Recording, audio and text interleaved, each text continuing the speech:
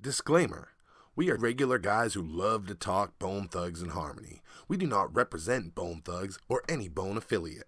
We are also not Bone Thugs experts. The views and information you hear in this podcast may be based on personal opinion. Please feel free to leave corrections and clarifying information in the comments. And enjoy.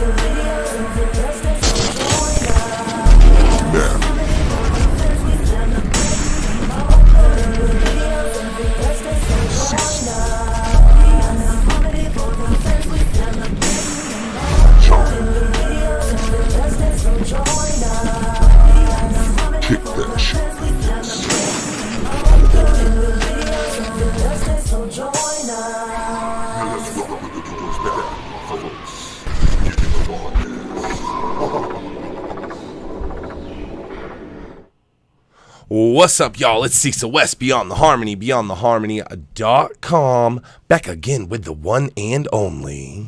Oh, Lipmeister, Johnny Boy, John Lippy! And the man that's always got the ever-changing intro. I am Matthew Weaver. There he is. And this is Beyond the Harmony. It is currently July 29th, which is a Thursday, making this a Thug Thursday. And we are back at it, y'all. And it makes it a happy birthday to Cecil West. Happy birthday, my man. Thank you. Thank you very much. Thank you very much. This, if you would have ever had the crowd applause, this would have been the time. Would have been the time. You want us to sing happy birthday to you? No. Is that why you scheduled it for today? No, I'm good. I'm good. I'm good. But I'll make your ears bleed.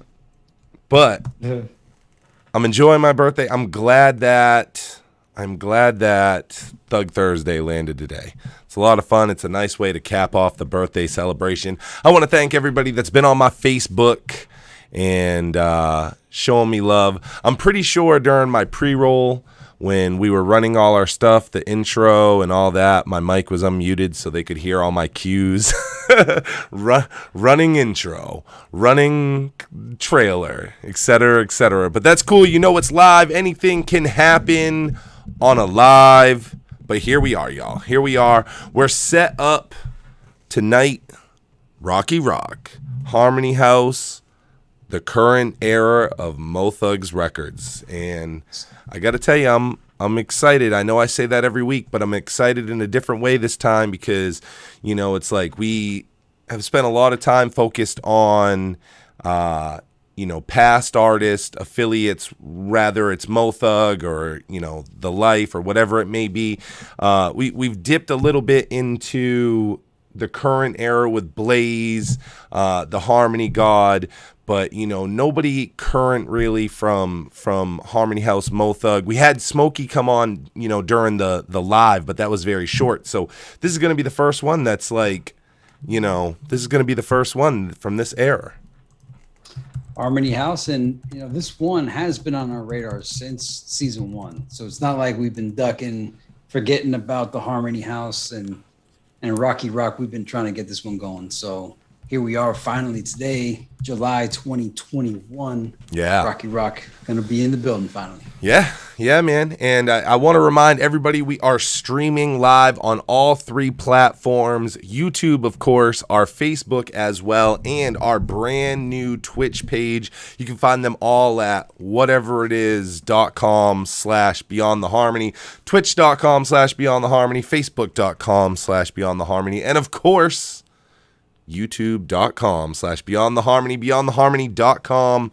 We're here. I was just talking to Rocky Rock over on the side. He's excited to come in. I've put together a fantastic interview.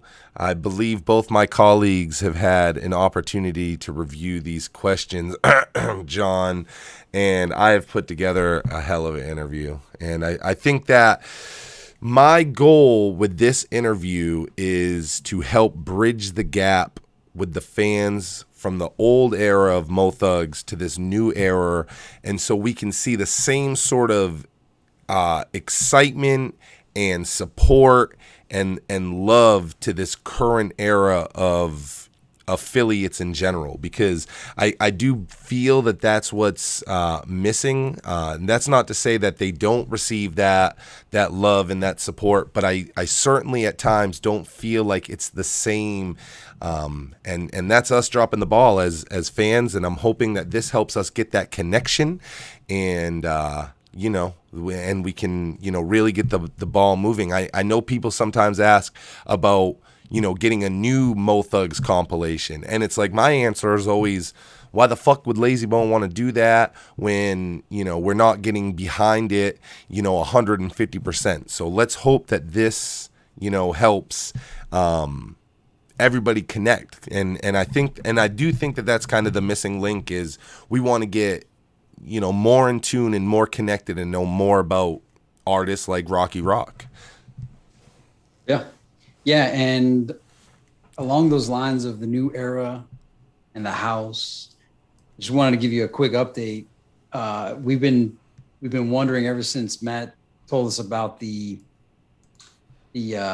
Fleshbone with Andy Dick, a little 30-second teaser trailer we saw. Oh yeah. Over the past week, I stumbled upon an IMDb entry for Funhouse, and apparently that's the name of the show. It's a comedy show.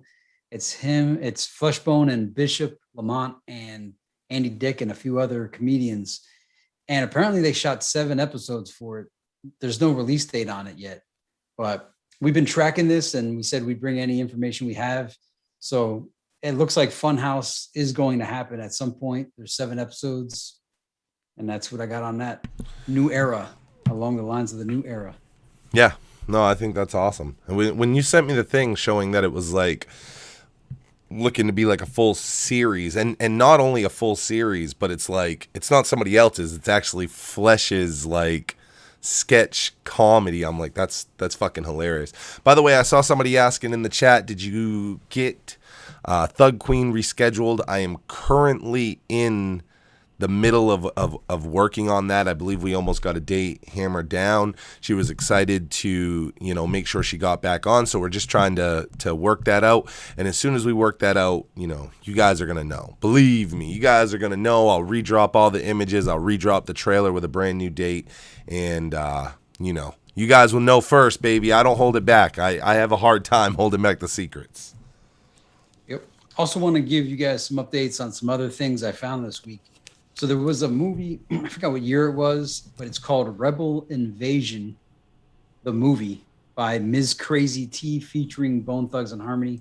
I can't find it anywhere, so if anybody knows where to find Rebel Invasion or anything about it, let me know. The only thing I found was this one flyer on Twitter. So that's Rebel Invasion. Another one on IMDb, there's a movie, Bone Thugs and Harmony, From Cleveland to the World. And I've never heard of that one either. So if anybody knows about From Cleveland to the World, let us know in the comments or send us an email. We'd like to know about that. Also, this is an old one, and asking you this one, Cecil, because I know you're a huge Jay-Z fan.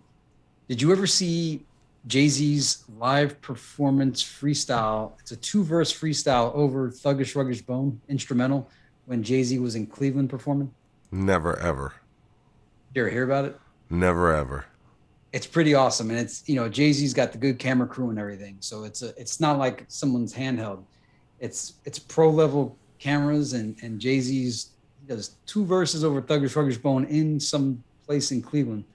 And it's Jay-Z. It's always going to be amazing when it comes to Jay. So that's something to look out for too. It's old. It's not new.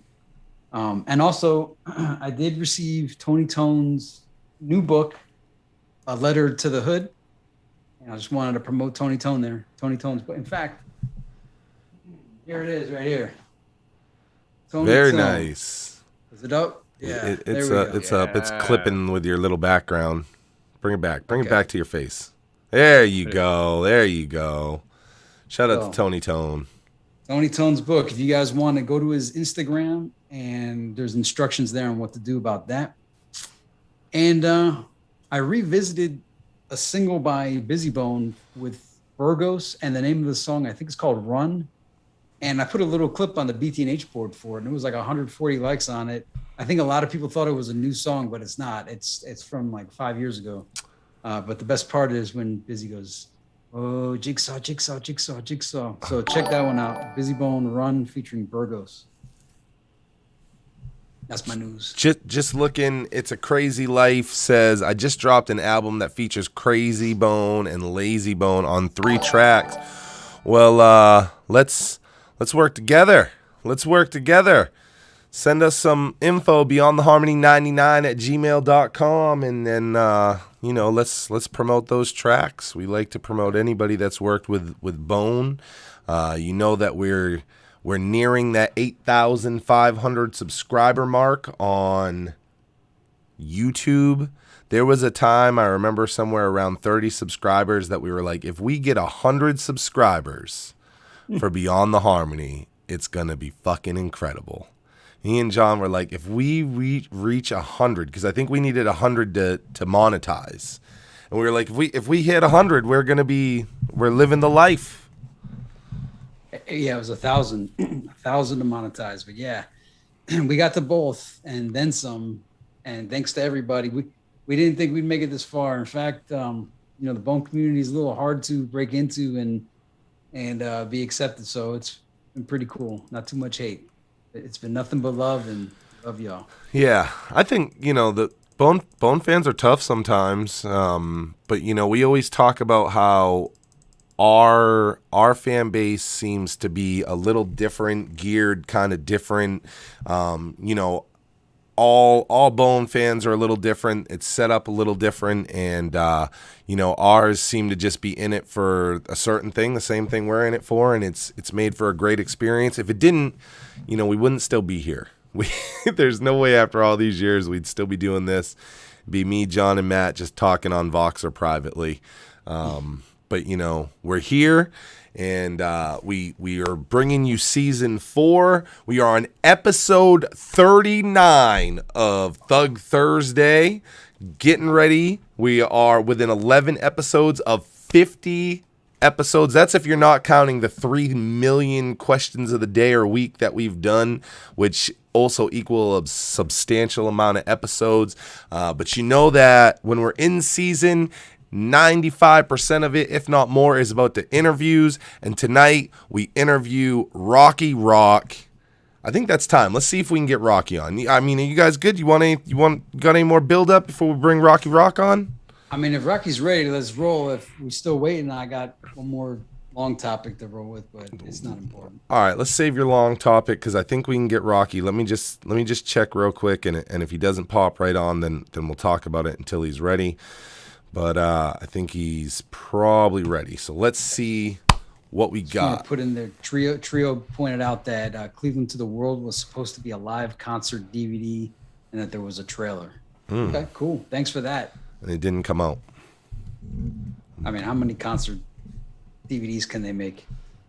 Well, if it was in Cleveland, to me, it's a little different because you know what I mean. They pull the stops out in Cleveland.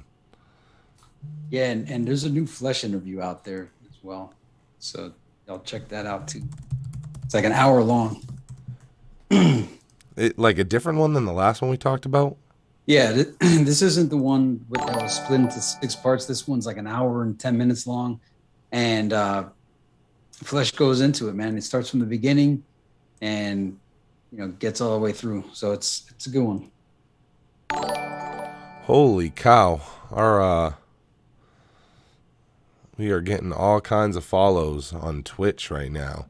I appreciate everybody that. Wow. I can't have that sound all night. I don't know if you have any Rocky Rock tracks on hand, although that might get us flagged, so we don't want to do that. Wow. Yeah, I'm working on getting them in right now. So if you want to At least bring your topic up. All right. So over the past week, and you just cut in, Cecil, whenever you're ready. But over the last week, I've been trying to recapture the entire list of Creeping on a Come Up era and Eternal era. So I pasted on the BTNH board. A lot of people have been helping me out capture like the full entire scope of it. In fact, I might paste it into the chat here.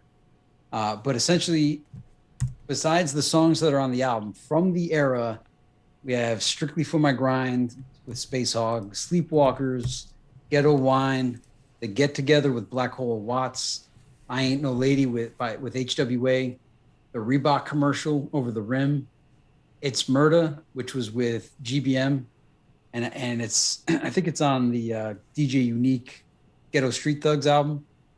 And then the soundtracks from the time period, you have Everyday Thing, Days of Our Lives, The Points, and then Shoot 'Em Up. Actually, Shoot 'Em Up and Days of Our Lives were debated on. Did those come after Eternal? But I consider those in the era, because those are still from like that vintage, perfect era that everybody desires.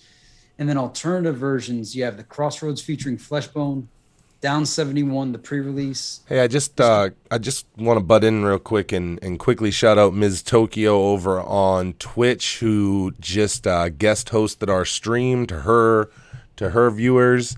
So shout out to Ms. Tokyo and everybody that's jumping in on Twitch and showing us love right now. It's a brand new platform, so if you guys check out Twitch at all, definitely, make sure you give us a follow so we can build that up. Go ahead, John. That was it. All just right. giving the props. Yeah, that's awesome. Yeah, so just to wrap it up, and this is the final leg, is the alternative versions. We have the Crossroads featuring Flesh and Bone, Down 71 pre-release, Mr. Bill Collector, the original version with Eazy-E, the unreleased, East 1999, Last Days remix, Creeping on a Come Up radio version, Thuggish Ruggish Bone remix, For the Love of Money remix, East 92.3 with Eazy-E, and First of the Month remix with Trey. Yeah, I got all those 92-point Trey mixes in my little Bone collection. And let me throw the rumors out there. It's rumored that there was a song called Cause We Easy, Artillery Shop, Street Gangster or Gangsta Street with Dresta, Land of the Heartless, the original version with Fleshbone, and Thugs in Harmony, which we believe eventually became the song Creeping on a Come Up, because it says Thugs on a Harmony on a Come Up, so y'all busters better beware. So I think that's where that rumor about Thugs in Harmony, the song, it most likely is Creeping on a Come Up. That's my theory, buddy. That's my theory. It's always like, it's always very debatable for me every time someone's like, it's one of the first songs they made. We've never heard it. I'm like, I think you have heard it. I think that it's like anything, when they were in the studio, they didn't know what they were calling shit, or maybe Unique didn't know what they were calling it, and he just wrote down, the Thugs in Harmony track and wrote it the fuck down. I always like looking at that little DAT tape picture. Yeah. It's really cool. It's a good vibe. It's like I get the same vibe off that as I got when K Chill sent us the master. Oh yeah, the master DAT, tape, the original yeah. Bone Enterprise DAT. So yeah. what was your theory on what Atomic Funk was? Because somebody did ask, like, hey, what's Atomic Funk? I think it is. I think that it is probably like. I said it in the video. No. I think it was like the For the Love of Money, like that remix or whatever. That was kind of, cheese. Yeah, maybe. Or there's an actual remix. I think that the beat's a little different. Like it is like a little funky, and I was like, I'm pretty sure that's what it is. Hey, Jay Izzet asks, do you think Bone knew Pac was a casted character? Designed to ruin the youth at the time. Tupac hoax, industryhoax.com. Check that out. I think Bone would be very upset if a fan said that to him, and rightfully so. Rightfully so.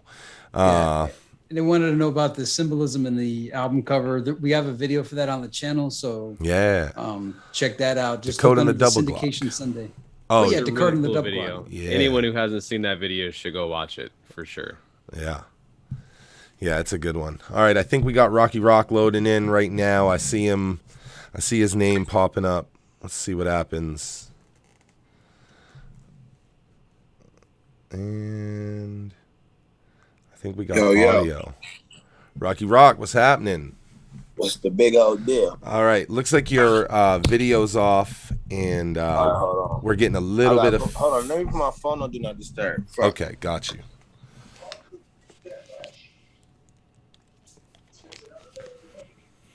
All right.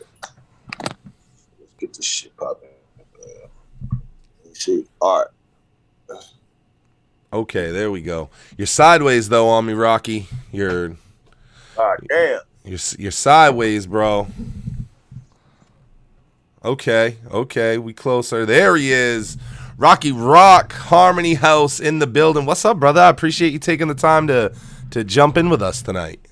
What's popping, man? What's the deal? You know, we were just talking that since we've had this platform, you know, we haven't had as many people from the new era, and I know that when you and I were offline talking, I had told you that's a big goal that I have is to you know, get the fans connected with this current era of, you know, Harmony House and Mo Thugs, and I'm very happy that you're our first, you know, guest to do it, because your longevity, I don't think people even realize your longevity around the brand now is going on a very long time. I mean, you date back a long time that you've been, you know, around Bone, around Lazy, Harmony House, and right. I think we're going to get to tap into that hard. Before we do it, though, I always like to set the foundation. If you've ever seen any of the interviews, I kind of like to take it way back, even before Bone and Mo Thug, and I just like to figure out, you know, the roots. So can you kind of share with everybody, you know, where you were born, where you were raised, things like that? Yeah. So, man, you know, I'm an Inglewood native. You know what I'm saying? I've been doing this shit since I was a puppy. You know what I mean? I've been doing this since I was a puppy. My first movie soundtrack, I was 12 years old for the Blue Hill Avenue movie because of my father, T.Y., Fathead Apparel, Fathead Records. So after that, I just kept on moving and shit. He went to the pen, and then my uncle Lazy Bone told me to come on the road with them. And then, you know what I mean, the rest is history. A lot of shit happened in between that kind of, you know what I mean, that kind of gave me all the shit that I needed to know for the industry and for real life street shit and for industry shit. You know what I mean? I just kept on pushing. Yeah. It's a puppy. You mentioned the Blue Hill Ave soundtrack, which I thought was really crazy, especially at that age. Right. I mean, that movie, it won a Urban Film Festival Award. It won an Acapulco Black Film Festival Award. It had Alan Payne in it, Clarence Williams in it, among, you know, many others. How did you actually end up landing that spot, especially at that age? My father is the executive producer of it. Of that movie? Wow, that's crazy. Of the soundtrack. Okay, right on. Yeah. So he was doing a label as well?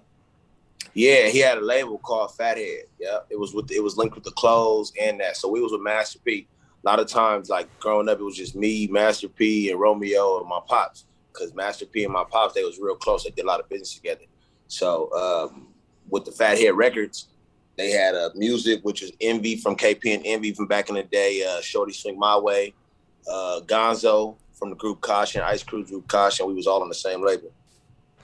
So you were spending a lot of time around Master P. I saw a picture of you and P and Romeo. You were real fresh-faced and young in that photo. Yeah, I was young as a motherfucker. How old were you when you first like hooked up with them?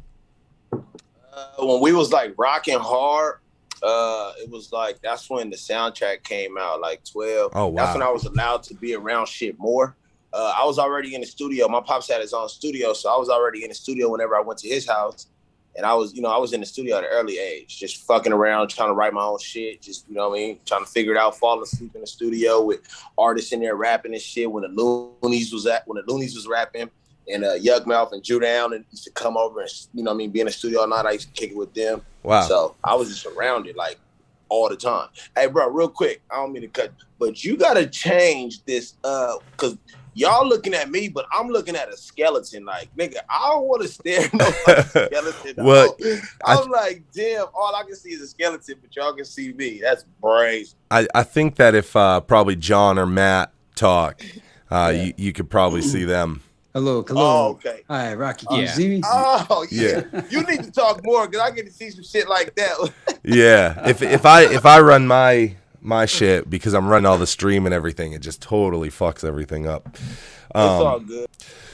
So let's see. We were talking Master P. Yeah. So I was gonna ask. I mean, you were young. I assume Romeo was really young at that time as well. Me and Romeo the same age. His birthday in August. Yeah. His birthday, Okay. like, August 19th. His birthday a month after mine.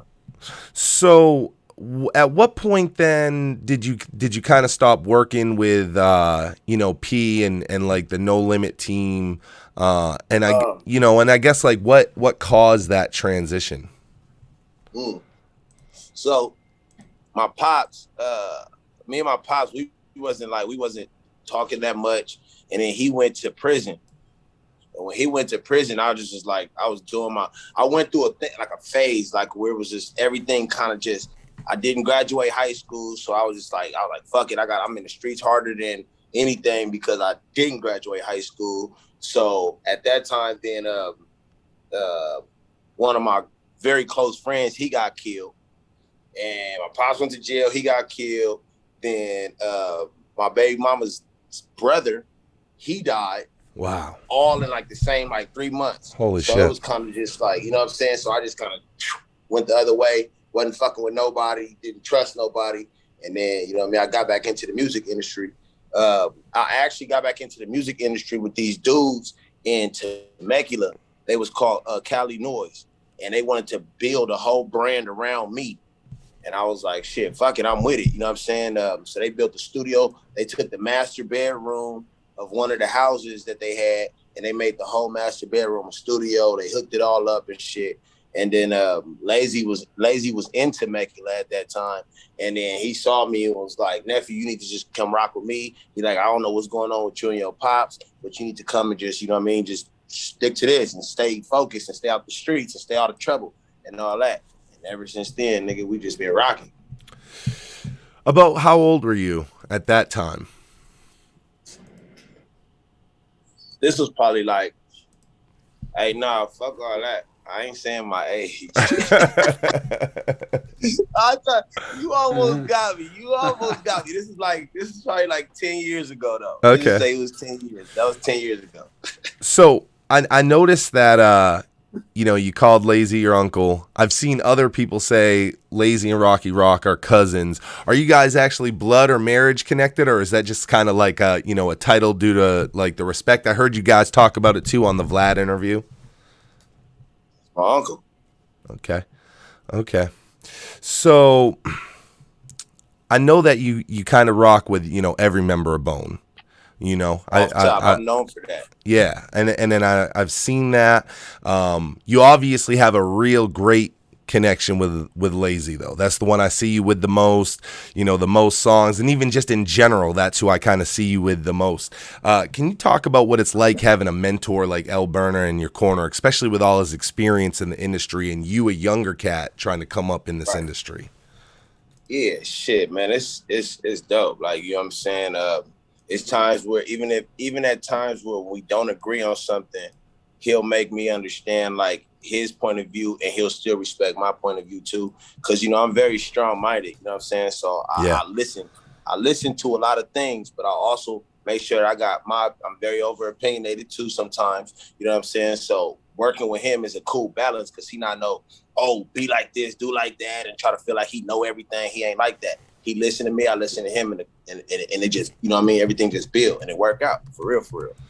And I could always call that nigga when it's time, like if it's a business play, or if I need to, you know what I'm saying, if I need him to holler at somebody else older, or holler at somebody in his industry or his side, or whatever the case may be, he always there, like all the time. I'm sure, during your time, he's given you a lot of advice as you move forward through the game. Is there anything in particular that he's told you over this time that like really sticks out to you more than the rest? Keep my hands to myself, keep my hands in my pockets. Yeah, that's because they be getting mad, man. You know what I'm saying? I've come a long way, man. I mean, I've been kicked off tour for fighting multiple times and all that shit. And he really just be pushing me to just let shit go sometimes.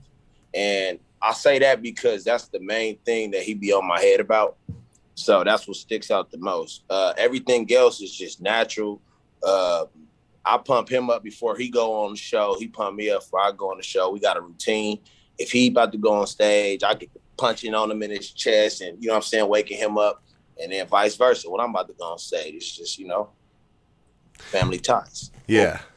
Yeah, man. No, every time I sit back and I watch Lazy's relationship with, you know, anyone close to him, whether it's like the old school Mo Thugs or anybody, he seems so, you know, connected and invested. And I always think that it's amazing that he has that much connection and investment, because we're also talking about a guy that is, you know, going double time for himself, for the Bone brand, and then he's stretched even more, you know, making sure that he's looking out for everyone else. And I mean, he truly seems really invested in everybody around him. I mean, this is a guy that helped put on the entire fucking city of Cleveland and make everybody a superstar. So I think that's really a great quality about him. Right.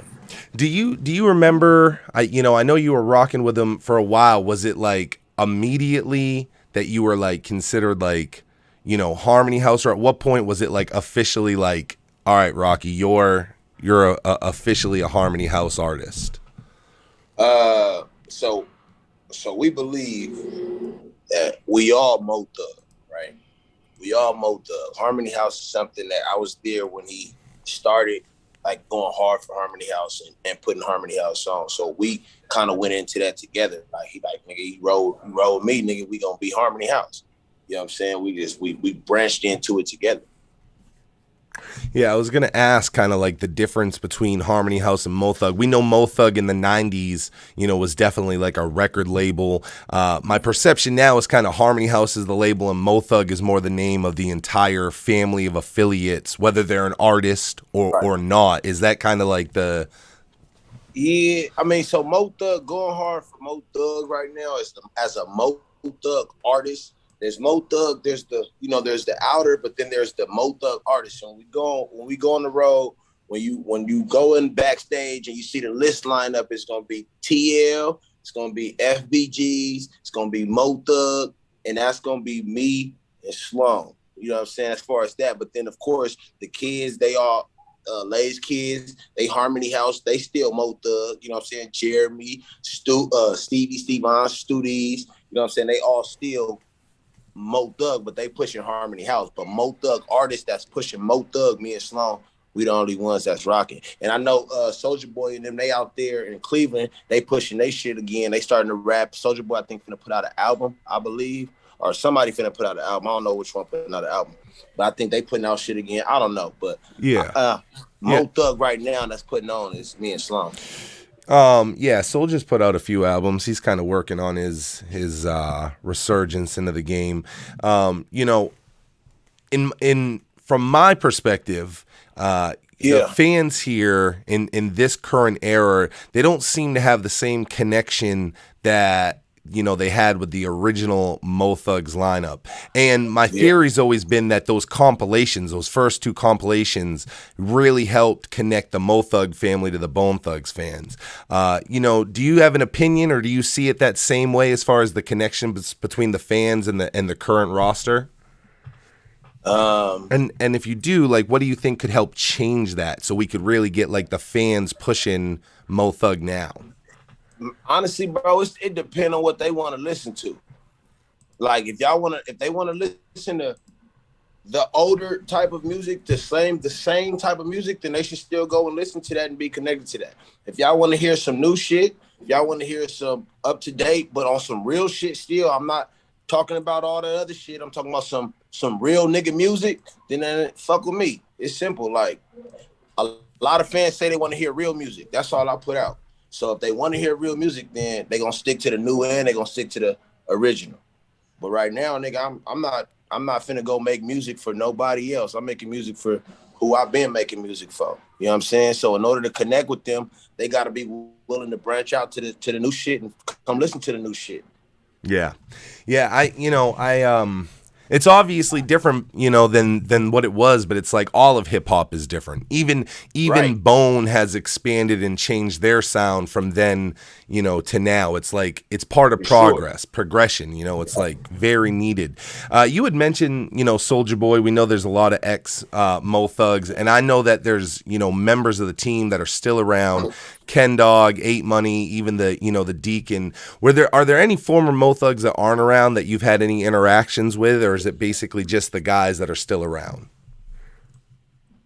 It's just the guys still around. They tried to make it like it was problems. I've heard shit that I never entertained. I heard different things, you know what I'm saying, that they don't want to fuck with the new niggas because they pushing their own line. But I'm here though, you know what I'm saying? And you've been here for a while. I fuck with Ken Dog. I fuck with the time. Ken Dog, my nigga. I made Ken Dog's Instagram for him. Yeah. Yeah, no, Ken Dog's the man. Ken Dog, that's my nigga. And we just heard him on some new songs. Let's see. Looks like Johnny, are you seeing Rocky Rock frozen? Oh, there he is. Looks like he's back. Okay. I was frozen. Yeah, just for a second. You look like we got these you back. niggas is playing Call of Duty. Oh yeah. Homie in this room, the homie in that room. Niggas playing Call of Duty and they on the same team. That's awesome. Yeah, let's see. Yeah, it's saying that you're Wi-Fi's going brazy. Yeah, we're losing you a little bit, but it looks like you're back in it. Okay. All right. We were talking about Mo Thugs. I had brought up the compilations. Mo Thug did 4 between 1996 and 2003.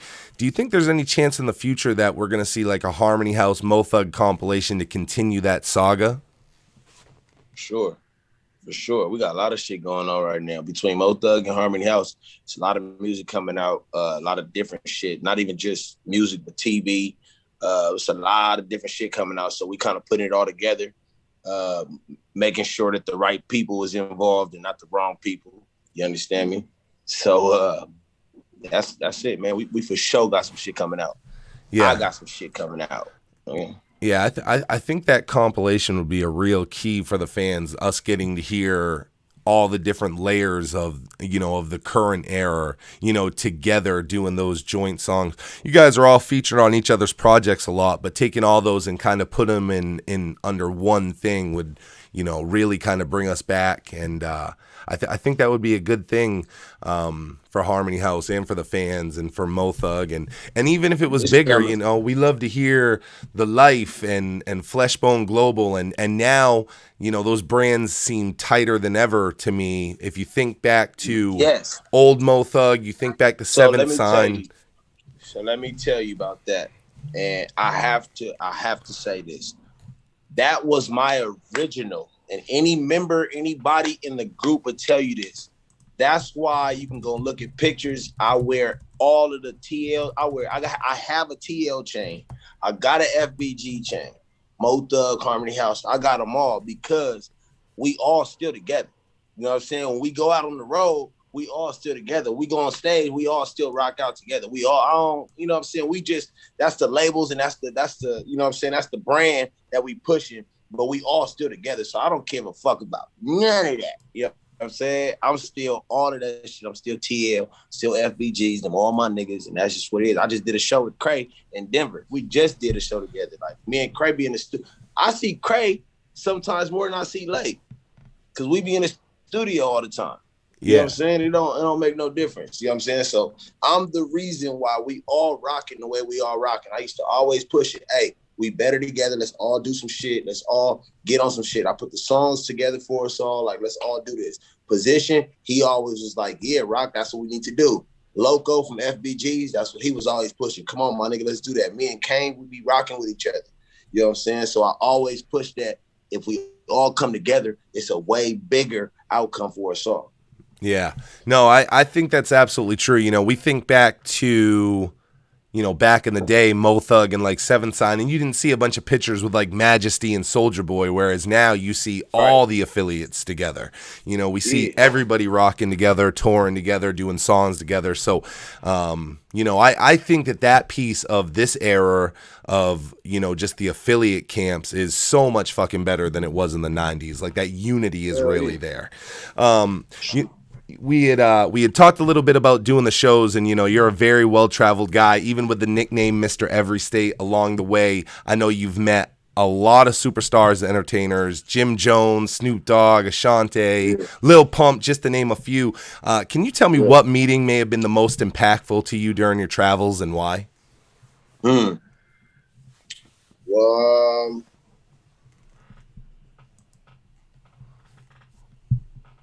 all right, I'm gonna say the boy Travis Scott. You know what I'm saying? So actually, that was in a show. That was actually a show that me and Lay had just went to on some just like off the radar type shit. We had a section. We took the kids there. His boys, my son, he's 12 now, and we took the kids there and we took them backstage, and we was just chopping it up with him, and he was just telling us how he cool with just doing his own shit and being secluded and not fucking with nobody because he been through the vultures and he been through this and he been through that.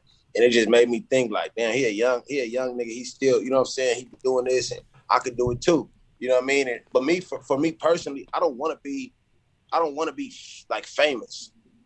A lot of people want to be big and famous, right? But I don't want to be big and famous. I want to be comfortable and just keep on doing what I'm doing and keep on making music, keep on touring and doing all that. Because, when you get famous, the radar is a lot.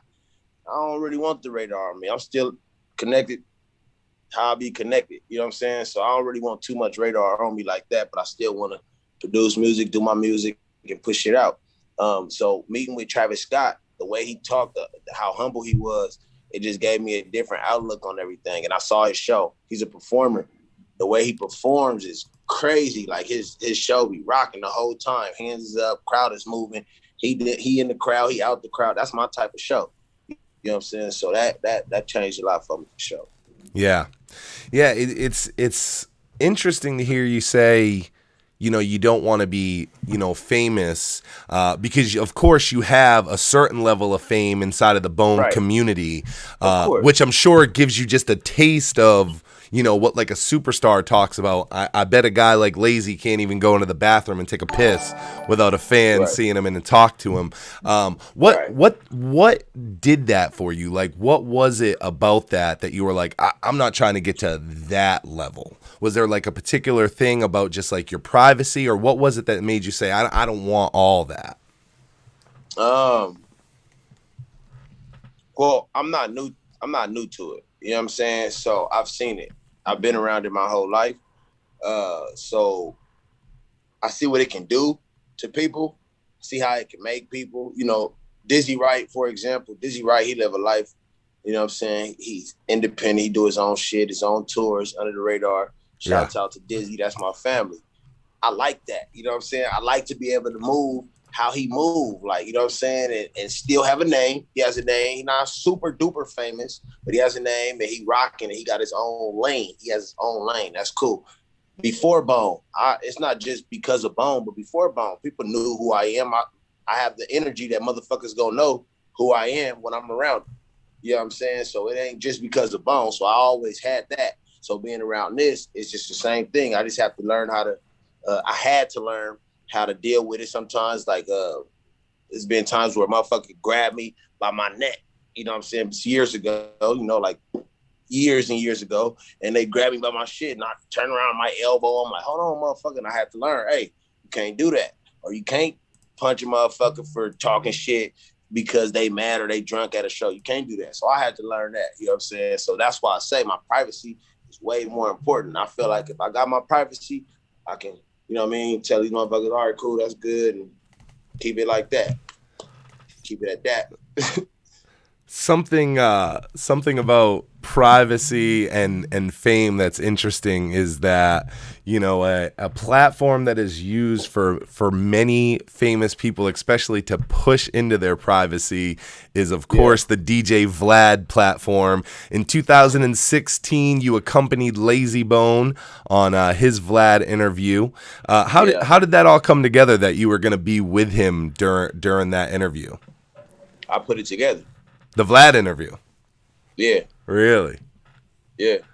So what happened there? I mean, you just reached out to the Vlad platform, or how did that come together? Somebody reached out to me. Somebody reached out to me and was like, "Can I get you and your Uncle Leslie on Vlad?" It was somebody that was working for Vlad at the time. I don't know if they still do, but they was working for Vlad. They hit me up on my Instagram like, "Yo, can we get you and Lazy on VladTV?" I hit up He said, "Yeah." We set the date about that interview. So we set the date. Boom, everything was set. We went that morning, and they was running behind. So they was like, "Can you give us, maybe like a couple hours?" So we ended up going out to go get some food. Then we hit up a bar. Then we smoked 2 fat ass blunts. I promise to God this happened. And I was faded. Like, when I tell you I was high as gas prices. Gas prices right now in the city of Los Angeles is fucked up, right? I was high as gas prices. So through that whole interview, if y'all go and look back, I was stuck. I'm talking about big stuck. They edited a whole bunch of different shit and made it, how they made it. But I was high as fucked up that day. But yeah, they called, we put it together, and that was that. That's how that shit came along. Shout out to Ducats. That's the line we was wearing in the interview. My boy Dago out of San Diego. That's Ducats. That's what y'all always see me rocking. You know what I'm saying? That's family ties. Yeah, I was going to ask you about Ducats because I see, I definitely see that that's like a mainstay. Obviously, the Vlad interview, but almost every video you have, you're wearing it right down to the, the custom bulletproof Rocky Rock vest, Harmony House Mo Thugs on it. That was fire. All that. Yeah. All that, bro. I'm connected with them. Like we talk all the time. I go out there. I drive out there on a random. That's family. Sure. Talking about the Vlad interview, it looked, he'll release things in clips and then you get the full interview or, you get more. It looked like that was cut short. Was there anything left out of the interview that you were hoping the fans would hear from you or Lazy? I still ain't even seen all of it. I've always been curious how his interviews, how they work. Like, is he actually there or is he hitting you over a computer like a live stream? Like, is Vlad there with you guys? Vlad? Yeah. He's sitting right in front of us. Yeah. With some Jordans on like this. Yeah. So when did that's the Vlad. Yeah. Hey, I heard that nigga fans, man. I don't know. Hey, I didn't hear that. I didn't hear that till after the interview, just to let y'all know. But I heard that nigga fans. I don't know about that no more. Well, he interviews some people and says some shit that's so crazy that I'm like, is this guy right here? Like a few of these people, I'm like, he's lucky he didn't get snatched up. You be talking. If he said some goofy shit around me, I would for sure fire this shit up. Yeah. He didn't say nothing slick with me though. Yeah, no, it looked like a really good interview. I mean, of course it wasn't cool. He was peaceful. He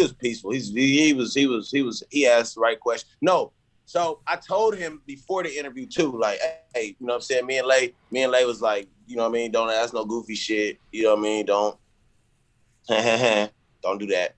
You know what I'm saying? And it was cool. Yeah. Respectful. But all that Fed shit though, I hope he not the Feds. Yeah.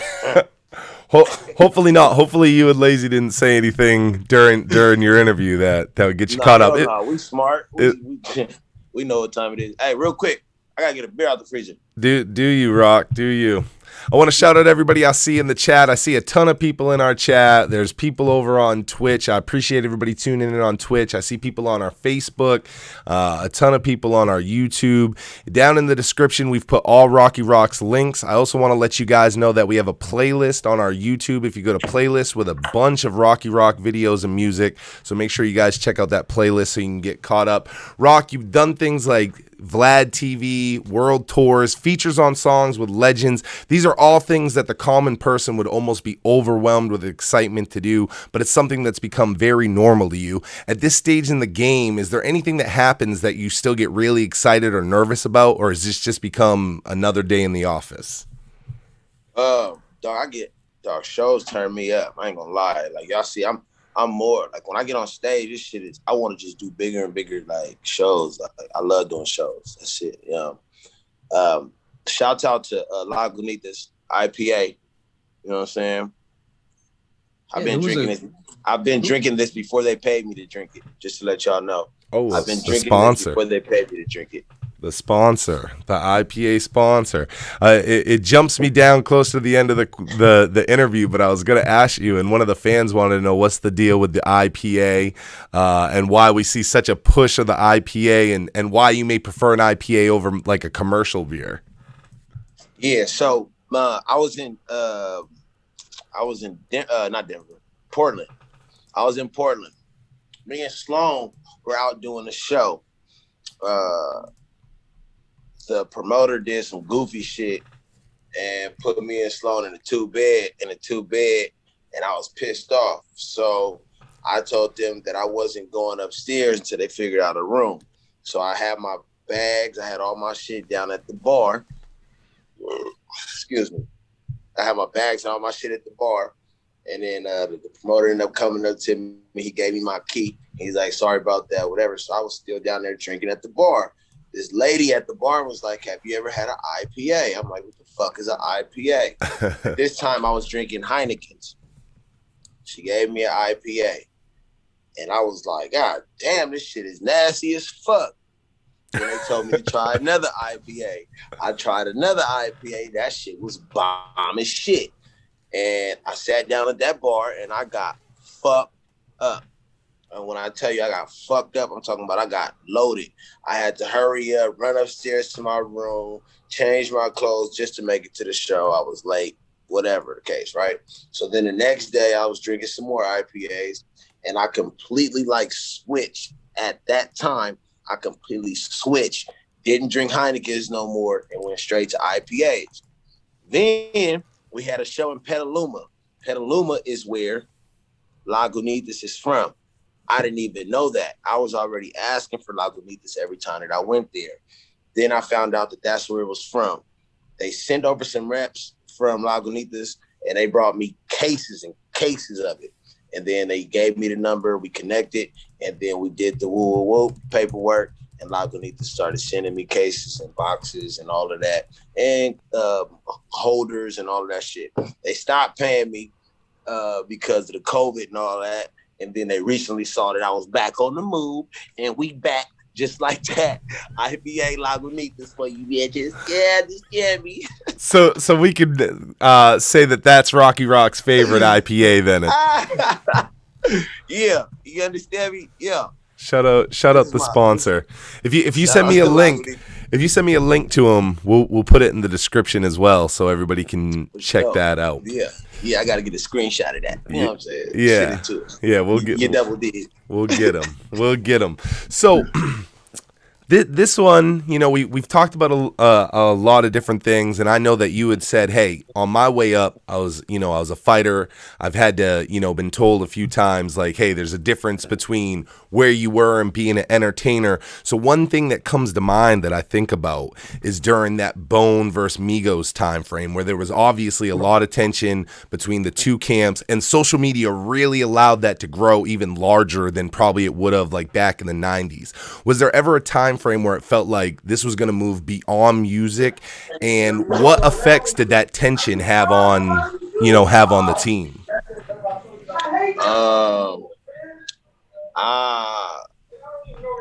Beyond music, I don't know, but with the music, like we was willing to take it wherever, and after whatever we was with whatever, but it calmed down, so I'm gonna leave it at that. But we ain't never back down from shit. Yeah, it seems like it chilled out, so I'm glad to see that. The hip hop beef, it's necessary. Hip hop, almost has a foundation on it, but it's always nice to see that we don't have those things, and everybody can move in a positive, a positive forward motion. Right. You had mentioned that you guys were ready to lay down, whatever, as far as music. And during your tenure with Harmony House, you've released a lot of music. But when I saw I haven't. Well, you got mixtapes. You're featured a lot. You've put out some tracks. I'm about to put out a bunch of shit. Like I haven't put out enough music. You know what I'm saying?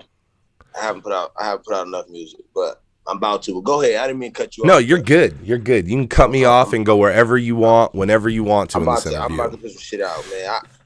I've been hearing shit. I've been hearing it like, Rocky, you only put out enough music, and I know it.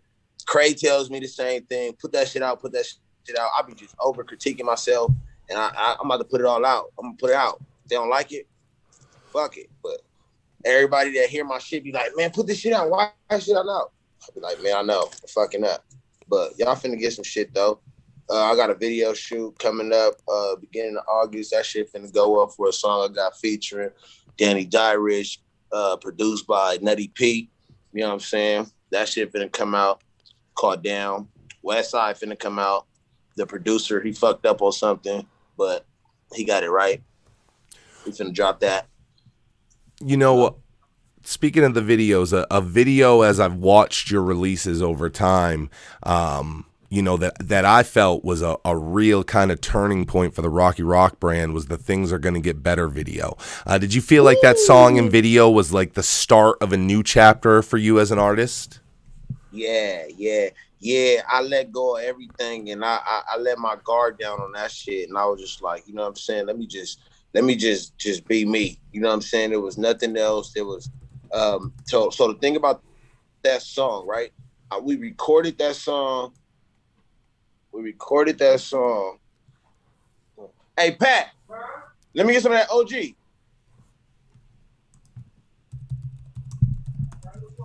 Yeah. The thing about that time in that song, it was just so much going on that a nigga didn't know. I didn't know how to handle it. We was on tour when that shit happened. Like, you know what I'm saying? We was on tour when they shut the world down. And I felt like, what the fuck? Like, whoever thinks that the world finna shut down to this point? You know what I mean? So I went to the studio. My manager, Tiny, she got me at the studio up there and whatever. She got me in the lab. It was a big old studio. It's our home studio for MTM Entertainment, Mo Tiny Management. Shout out to my management. She get me in the studio and I'm going through shit with the producer, and then I hear a beat, and then I'm like, fuck. I'm like, this is the shit. This is a story. Like, this is what's going on right now. So I just start talking about everything that's going on. Like, and I'm like, is this too deep? There was some things that I was saying in it that I was like, is that too much to say? Should I not say this? Should I say this? Whoa. And then, so we finished the song. Between that night and the next day, we finished the song. I get home and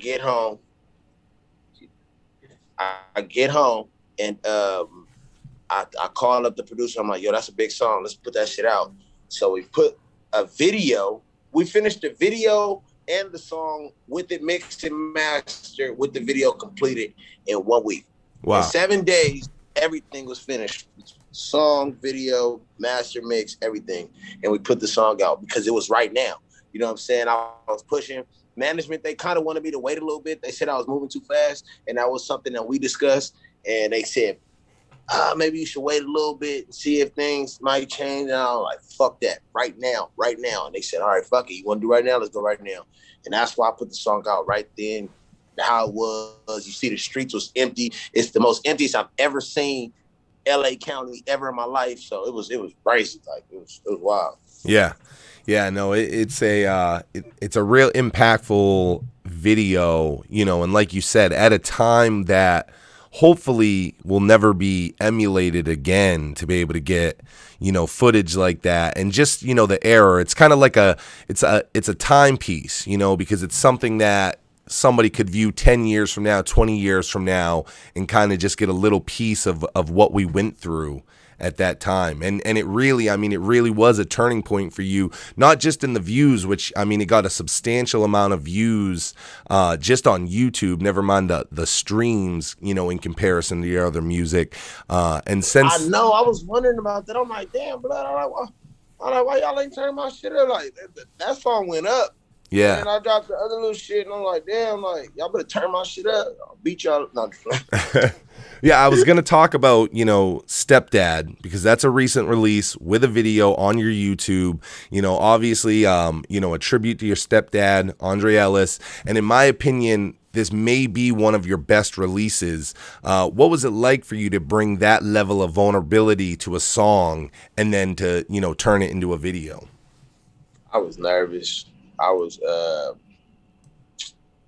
man, that shit crazy.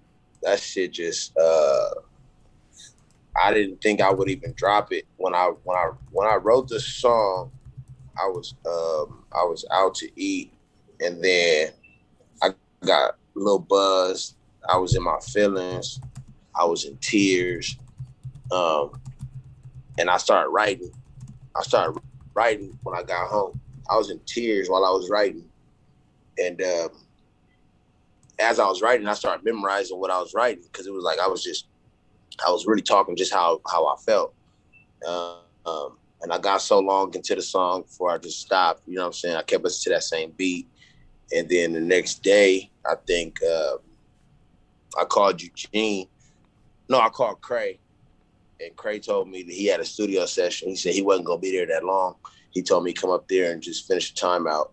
And then me and Eugene on the sound, we went and did the song. We recorded it. When we first got to the studio, it was a lot of people there. And I was like, I'm not doing this shit right now, because I wasn't even in the right state of mind with everything that was going on. So then he kicked everybody out the studio, and I laid that shit down. And when it was finished, I listened to it a whole bunch of times. And I was like, fuck it, we're going to put the shit out. And that's how it came out. Art from TL shot the video. And that's how it came out. I've seen you in a lot of videos. I mean, and you've done everything from, sitting on rooftops with big aerial views to, walking through the streets, doing verses surrounded by palm trees. But the Stepfather video is just you sitting on a stool and having a heart-to-heart with the camera. Did you feel under the pressure in that video in a different way to connect with viewers in a different way than you have before? Because it was legitimately all eyes on you in this video, whereas with other videos, like I said, you could see palm trees, it's cars, it's smoking, but this is, I wanted. This is you connecting. That's what I wanted. I didn't want nothing else but that. I told Art, I said, I don't want no videos. She was like, who you coming up here with? And I said, me.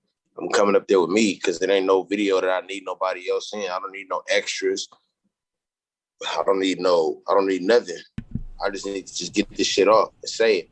I don't need no extra background with a whole bunch. I don't need nothing. The only thing I did need was a blunt, and that motherfucker, but Art and them don't like a nigga smoking at the warehouse, so I couldn't smoke my weed. Shouts out to TL though.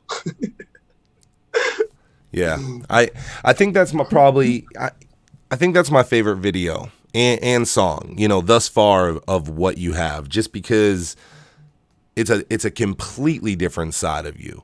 It's easy as a fan to build your thought on who an artist is and the type of music they are, based on a very small sampling of them, and this was a completely different, side. And I hope it's something as you move into this new music that, we've talked about. I hope that's, something that we see you explore further, because it was a totally different side of Rocky Rock. As far as your videos and, you've done some yourself, you have a bunch yourself, you have been featured in some Lazy Bone videos, all kinds, but is there one that stands out that's like your favorite that you're a part of? A video, my favorite video? Yeah. What's your favorite one that you've done? Shooting the video for Too Real was fun. I Get At You was a funny story, because me and Lay we was on our way to a show, and me and Lay went to Eugene's room to go handle some business. We go to Eugene's room. That's the road manager, but he's the producer as well.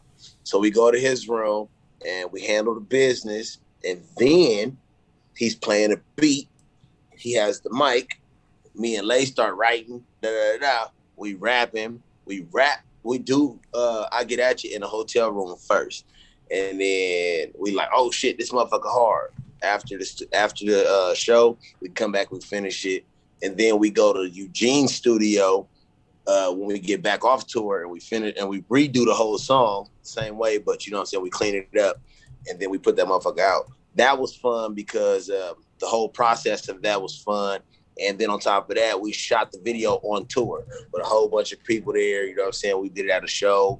A couple of the scenes from the video was raw. It was just raw footage that just ended up looking good. So, you know what I mean? That was dope as a motherfucker. Yeah, you had mentioned the Too Real video, and I think that may be as far as like what I consider new generation, you know, Mo Thug, new generation affiliate. When I saw that one, it gave me those. It gave me those Mo Thug vibes. You know what I mean? I was like, oh shit, this is this. And when I talked to you earlier about compilations, I was like, this is the type of thing that I want to see, you know, happen. I thought that one was a great video. It was a different vibe, man. That was a really good one as well. Hell yeah! Shout out to DJ Kaipo. That was on DJ Kaipo's project, whatever the fuck he called it. It was shout out to DJ Kaipo. You know what I'm saying? That was on his compilation that he put out. Too Real. Yeah. We tried to buy that song from DJ Kaipo. Am I allowed to say that? Well, you said it. We're live. So, and I will say, I saw some people shouting him out. I hadn't had a chance to jump in, but Kaipo's been in the chat all night. So he's been in here watching. So shout out to DJ Kaipo. I always love him. I definitely tried to buy the song from when I first.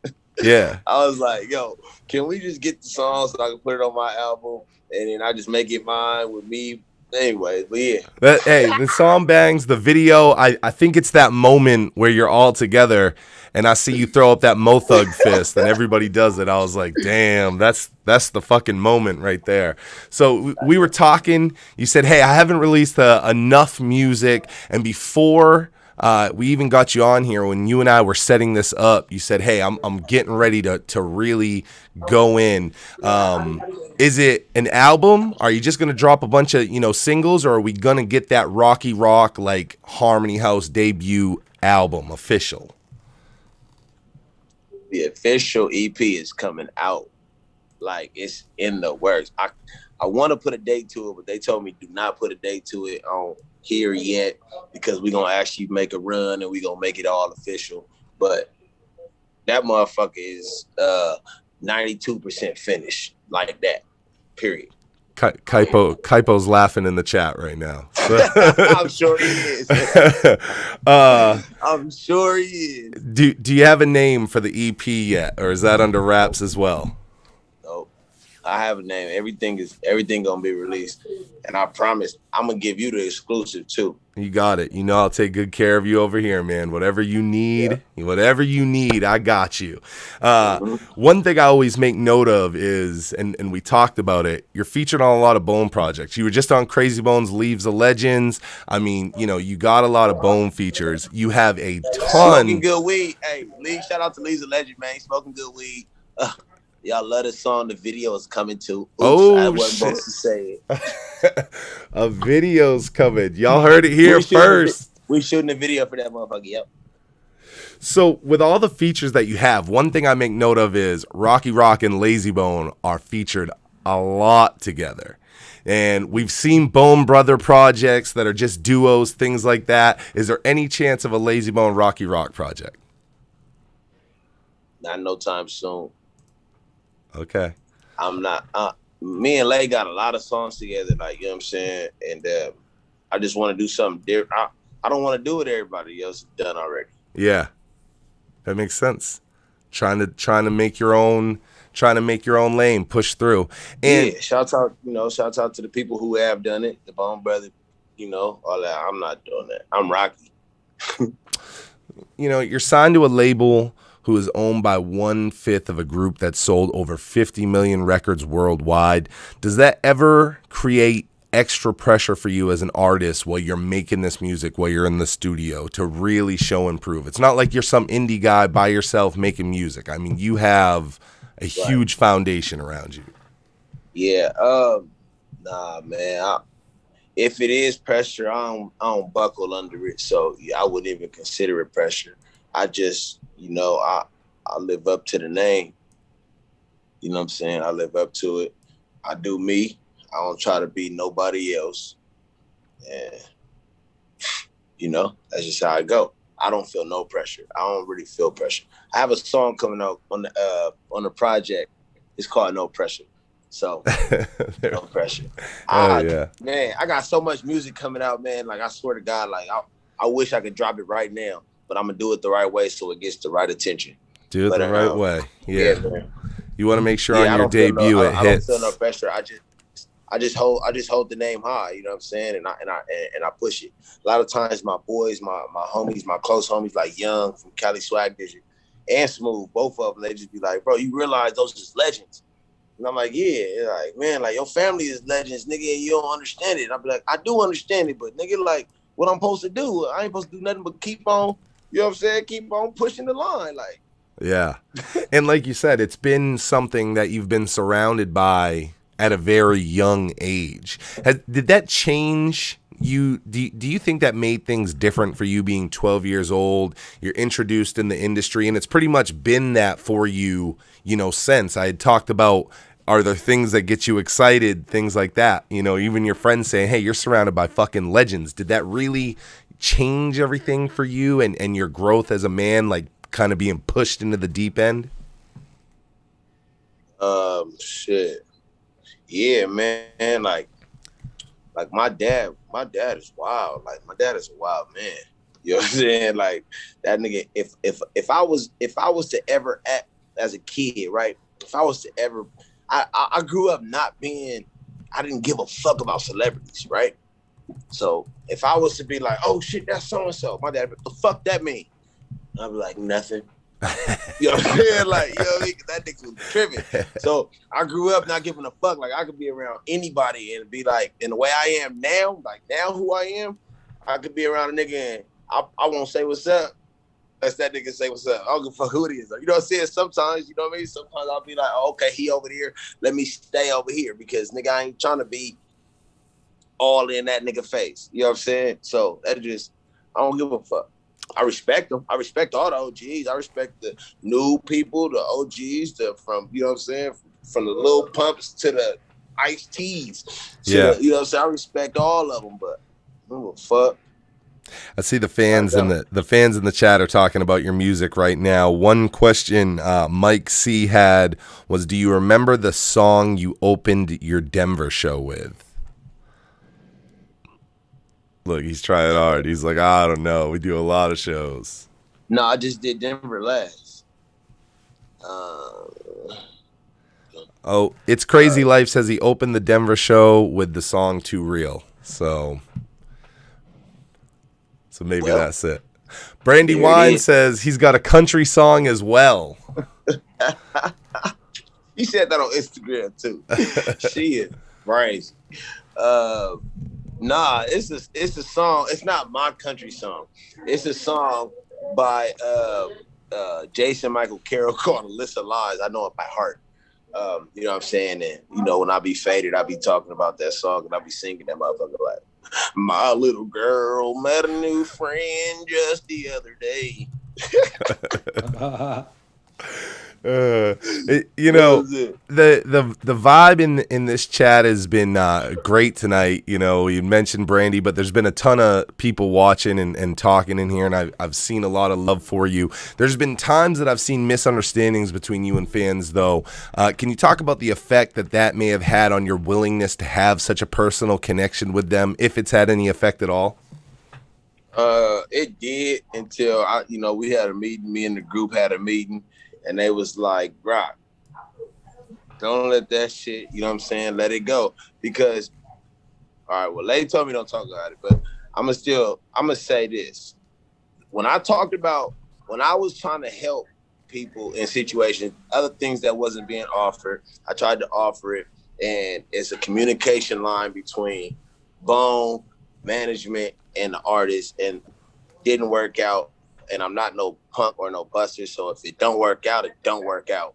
If you got a problem with me, you got a problem with me. If I can't fix it, then I can't fix it. If I can fix it, then I will fix it. Yeah. I saw that. I saw you were very adamant about, and that's more so less of the issue and more so what I'm driving at is, you know, you're active on social media. In fact, you're definitely more accessible than we'll say like someone like Lazy is. And so I was just wondering if those issues kind of like made you pull back from that. Like that's a piece of that like fame we were talking about. Yeah, it definitely did. I just let it go. Fuck it. I let people do what they do now, and it just is what it is. I've had a few of them, I ain't gonna say their names, that have reached out and apologized since all of that shit. Good. And I just, you know what I'm saying, and I've told them how it is too. It did, like I said, it affected me it affected me to the point to where I was upset. You know what I'm saying? To where I was like, I wanted to say this, and I'm like, yo, I'm calling them like, yo, let me just say this. And they like, nah. Chill out, let that shit go. And you know what I mean? Let it be what it is. So now I don't do it at all. No, you know what I'm saying? I'm not helping nobody get no experiences, none of that shit. I'm just letting them figure it out how it's always been. Just y'all figure it out. Yeah. And that's that. Hey, I don't see a problem with that. I think it's good for Rocky Rock to take care of Rocky Rock. I'm sure there's a lot of responsibilities being you. Adding those on, especially unnecessary, you know, you don't need that extra stress. So I think it's good you're looking out for Rocky Rock, and regardless of how someone may or may not view that, I see it as good. And on top of that, you know what I'm saying? Like for those of for anybody, like my shows I post my dates and everybody know where I be at. So if like anybody ever had like a problem or any guys ever felt like come on, you don't know what's gonna do that. They're gonna show up. I'm saying they're gonna show up. They're gonna show up and show you love, Rock. You know what it is, bro. The internet's different, But you had said you do a lot of shows. And you've done a lot of tours with Bone, even just like Lazy and these guys in their solo runs. Is there a particular tour or a particular show that stands out to you above the rest of them? That's Snoop Dogg Puff Ass Tour. nigga, damn. It was a lot of weed. It was like it felt like. It was like an old school. Not when I say old school, I mean like, see, back in the days, it was like tour bus and this tour bus, and we all follow each other tour buses and da. Like that's how it was, dog. Like tour bus was lit. It was Busy Bone playing dominoes and beating position.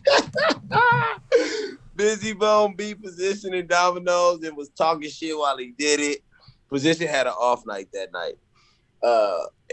And we was on the bus, and Position was playing dominoes. You know, me, Wish, and Position, we always playing dominoes like on tour. And Busy Bone was playing dominoes the next day on the bus, and he was playing against Position. And while he was playing, he was whooping his ass. And he was talking like, "Oh, well, come on, Tony. I thought you had more game than that. Damn, give me 20." Like, it was like, yeah, give me 20. I'm like, "Oh, baby, I thought you played better than that." Like, you know how Busy be talking and shit. All that shit was hilarious. Like, we was all high. Steve Lobel was on the bus. Jamie Adler was on the bus. It was whoa, all five live. It was crazy. Who else was on that tour? Snoop, of course, my nigga Superfly, Twister, everybody. Different places had different people. I can't remember everybody that was on it, but yeah, it was a lot of people. I don't even remember who else was on it because we had our own shit. Snoop Dogg had his Long Beach City Movement group. Pomona had they group. You know what I'm saying? It was crazy. It was dope. It was dope. I was the only Red Warrior on the road with a tour full of Crips. You know what I'm saying? So yeah, that was wild. Well, Yeah. how was that from that perspective? Like, I mean, were you accepted? Like, what was the situation? Accepted. Man, I was good. They're my niggas. You know what I'm saying? Good. Nigga, Good. They gonna respect the real nigga, and I respect all of them. I fuck with the Crips, man. It's like that. You know what I mean? I fuck with some Crips. You know, you've opened for Bone for years. This is a question that my co-host Matt had, and you know, like we talked about earlier, Mo Thug, The Life, Fleshbone Global. You know, it doesn't matter, and you always bring such a great energy to the stage. And this is something that Matt has actually seen for himself multiple times. And you want to know: is there another affiliate member that gets you hyped, or that you particularly like performing with? Me and P, man. Yeah, Me and PZ. You in position. Yeah. Yeah, we, man. No, hold on. Now we all rock when we rock. Loco know my words and how to ad-lib some shit when it's as far as the affiliates. Loco know how to ad-lib my shit too, as far as turning up. But me in position, we gonna jump. And now y'all seen Skinny P now, y'all. That nigga done lost a lot of weight. And that nigga Skinny P get to bounce it to turn it the fuck up too. You know what I'm saying? So me and P, yeah, that's my nigga. So when we turn up, we understand. We understand each other. But Young, if I'm on tour and Young is with me, that's my bro, that's my deuce, that's my guy. Feel me? When me and Blood get together, it be like it be green lights. Like that nigga, he know what I'm gonna do when I'm over here. And I know what he do while I ain't even looking. And then they come back together and that's the Arizona show.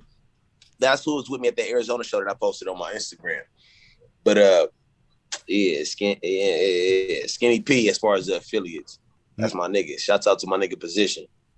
Matt had also wanted to know, you know, Bone fans and just hip hop fans in general can be absolutely over the top crazy. Are there any tour stories that you could share with us about just a crazy situation on tour? Like what? Just interactions with fans, just anything kind of out of the regular that was like, you know, kind of just like a crazy thing to have happen on tour, whether it was on stage, whether it was backstage with the fans. Like, is there a memory that kind of stands out to you? Look, he's going through the mental Rolodex, trying to go through them all. We don't want to get Rocky Rock in trouble. We don't want El Berna playing this back, being like, Rock, why the fuck did you tell that story, bro? Man, that nigga listening. Shout out to Lazy. I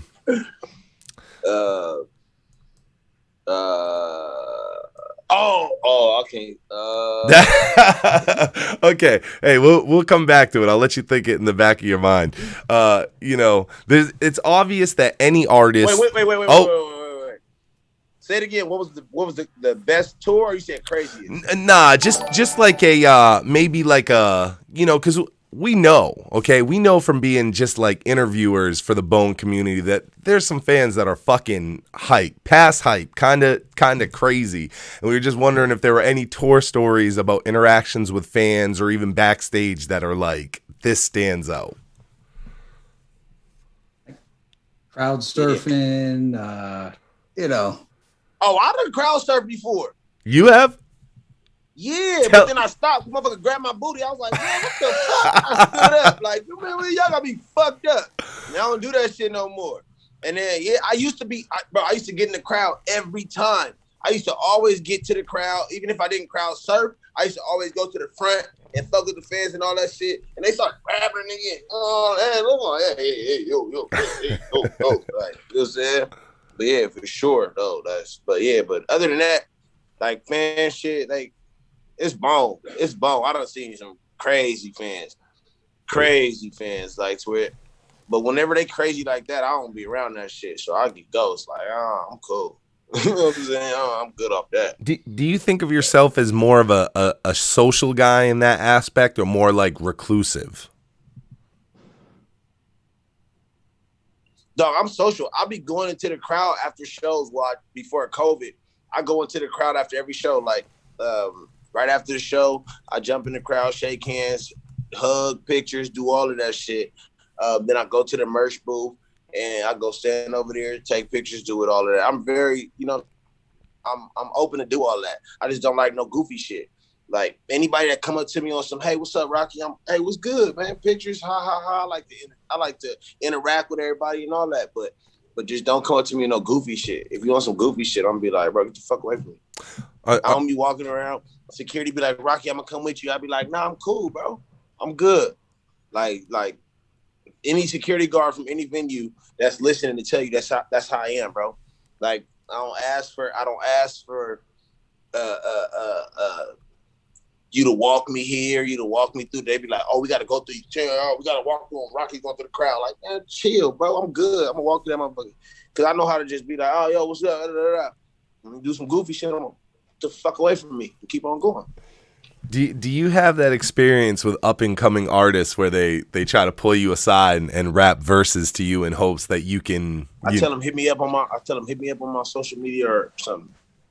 But I'm respectful about it. Like I'm humble. Like yo, bro. Like yeah, I'm down. They be like, yo, can you listen to my shit? Yeah, for sure. Hey, no, hold on. No, not right now. But hit me up on my social media. Hit me right now. I'm gonna follow you back so that when your message come up, it's gonna be in my messages. So I'm gonna see it. Boom, just like that. I'm gonna listen to whatever. Like a listen ain't hard to do.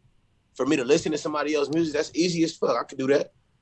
When you start doing all that extra shit in front of me, don't rap at me. Nigga, don't try to talk to me when there's music being played, nigga, because now you're yelling at me. Now your breath probably stink. Like, bro, chill. I want to remind everybody, too, Rocky Rock's social media, Facebook, Instagram is in the description right now. So if you're not following Rock or you haven't liked Rock on his Facebook, make sure you do this. We were talking about up-and-coming artists and them rapping to you, and it's obvious that any artist, regardless of if they're just starting or they're someone like Lazy that's been in the game, we're going on almost 30 years, we're always pushing for a bigger level. What is, I guess, next for you besides the album? And what, because fame isn't the goal, what is it that Rocky Rock's ultimately striving for?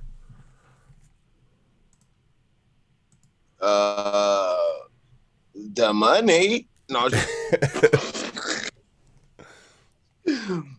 Like bro, like I said, man, I just want to continue to be comfortable, bro. I just want to continue to be comfortable and give good music. Like I'm comfortable, like I'm good. I just want to just keep doing shows, do my own shows. You know what I'm saying?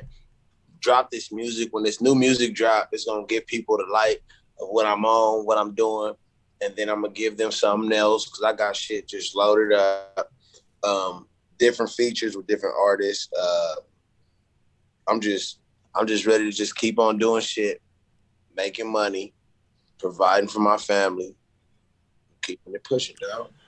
Is there an artist outside of like the Bone Camp that you really want to collaborate with that you haven't yet? Say it again. Is there an artist like outside of like, the Bone Thugs camp that like you're like, that's who I really want a collaboration with? Like I'm sure there's a bunch, but is there one that it's like if you could pick anybody, who would you have that song with? Like a feature or be featured with?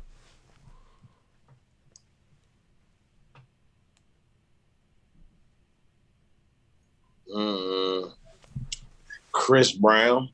Chris Brown. Wow, I didn't see that one coming. Of course not.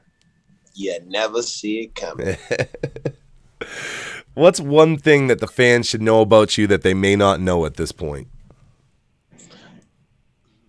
I love fishing.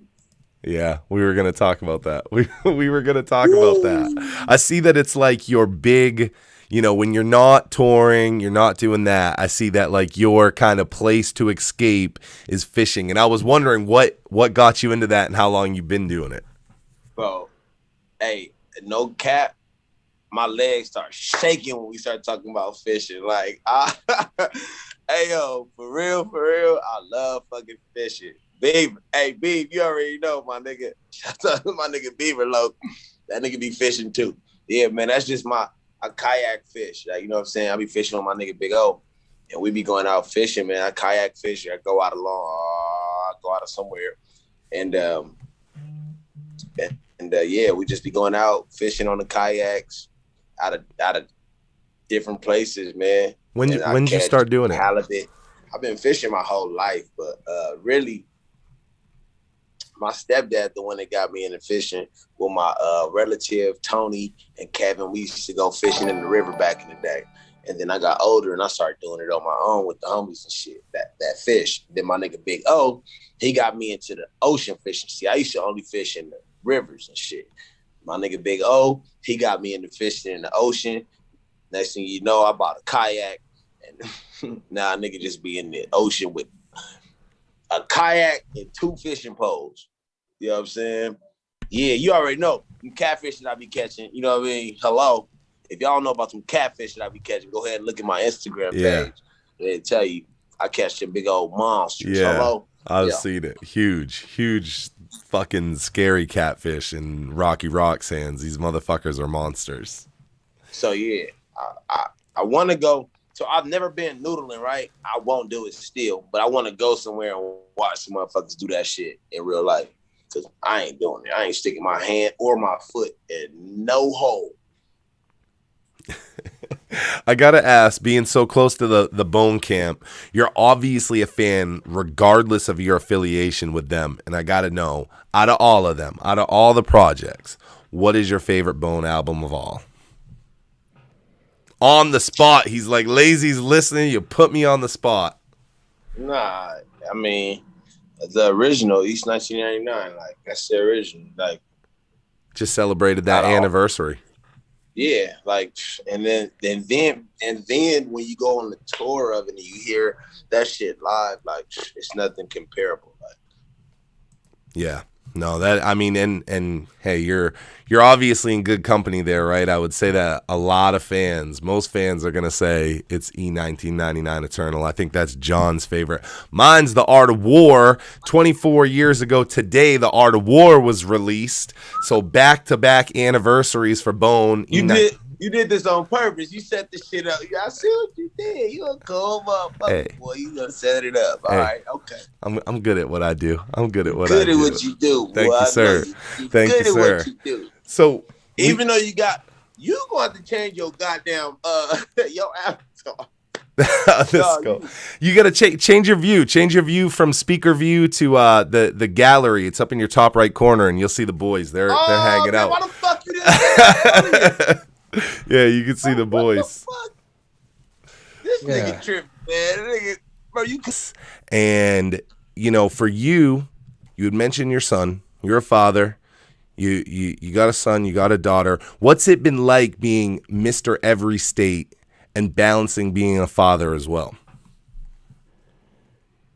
Shit, getting cussed out a lot. Yeah. It's got to be tough. I think about that, how much you're on the road, and I see your Instagram, and you know, I see your kids, and I realize that must be a hell of a balance for you to try to do everything. I'm live right now. I'm live right now. Can you hear me? Yeah. Oh, he's on phone? All right. Said what? Yeah, no, I was just talking about, you know, that balance for you. I mean, you got hobbies, you tour, you got another thing that we're about to talk about, but you know, that finding that balance as a father, I'm sure that there's a lot of difficulties with that. And I'm always curious if, you know, having the mentors around you that you have, everybody in Bone, you know, has had to have this same balance. Is it something that you've been able to work out better as you've got older, or has it become harder because your kids are getting older? Man, honestly, bro, and it's probably might come off. I don't know how it's gonna come off, but it's real. In order to provide, you gotta go out there and get it.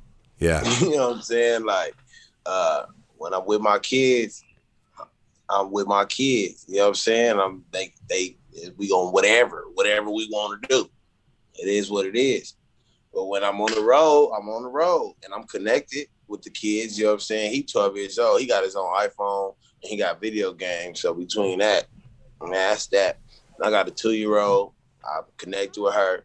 You know what I'm saying? Me and Mercedes gonna hop on the phone, chop it up on FaceTime. You know what I'm saying? Talk to the baby. Woo, woo. Like that's easy.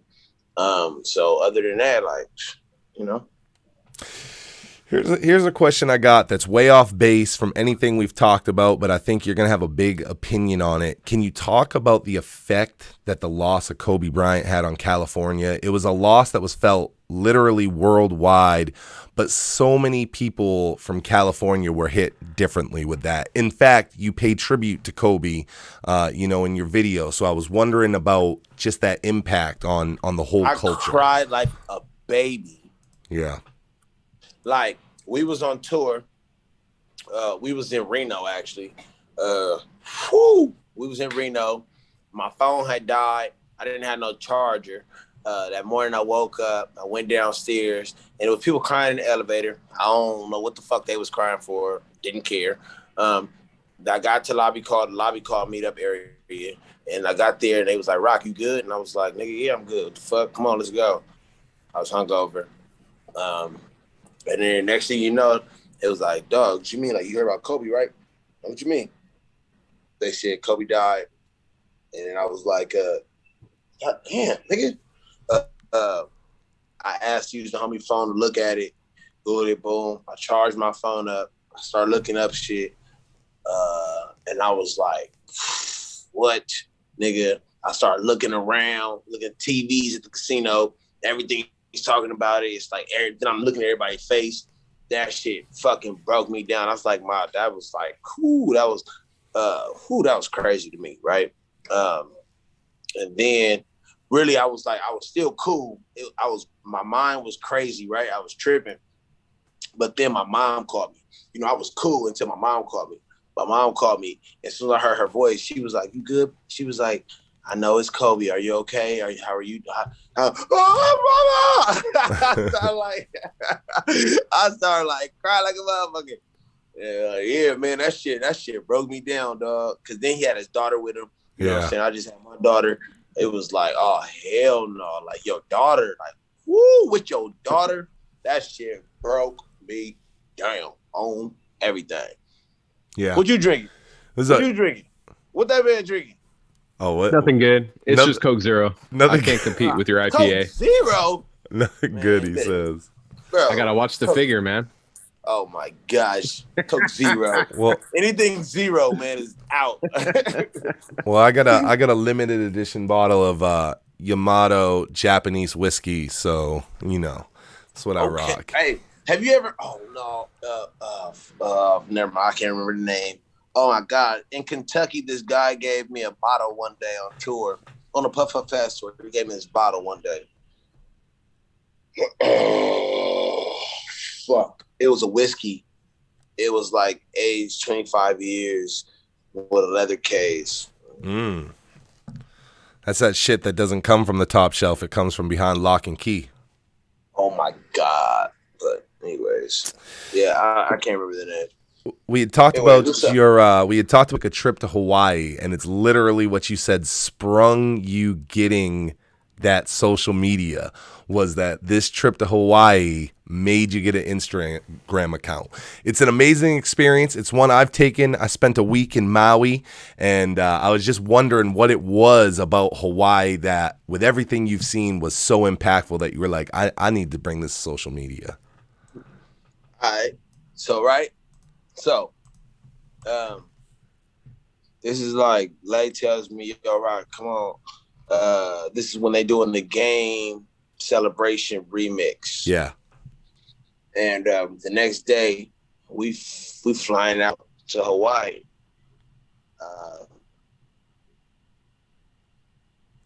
Oh, we losing you, Rock. Oh, there you go. They must be Call of Duty hard right now. Yeah, I hear the buttons.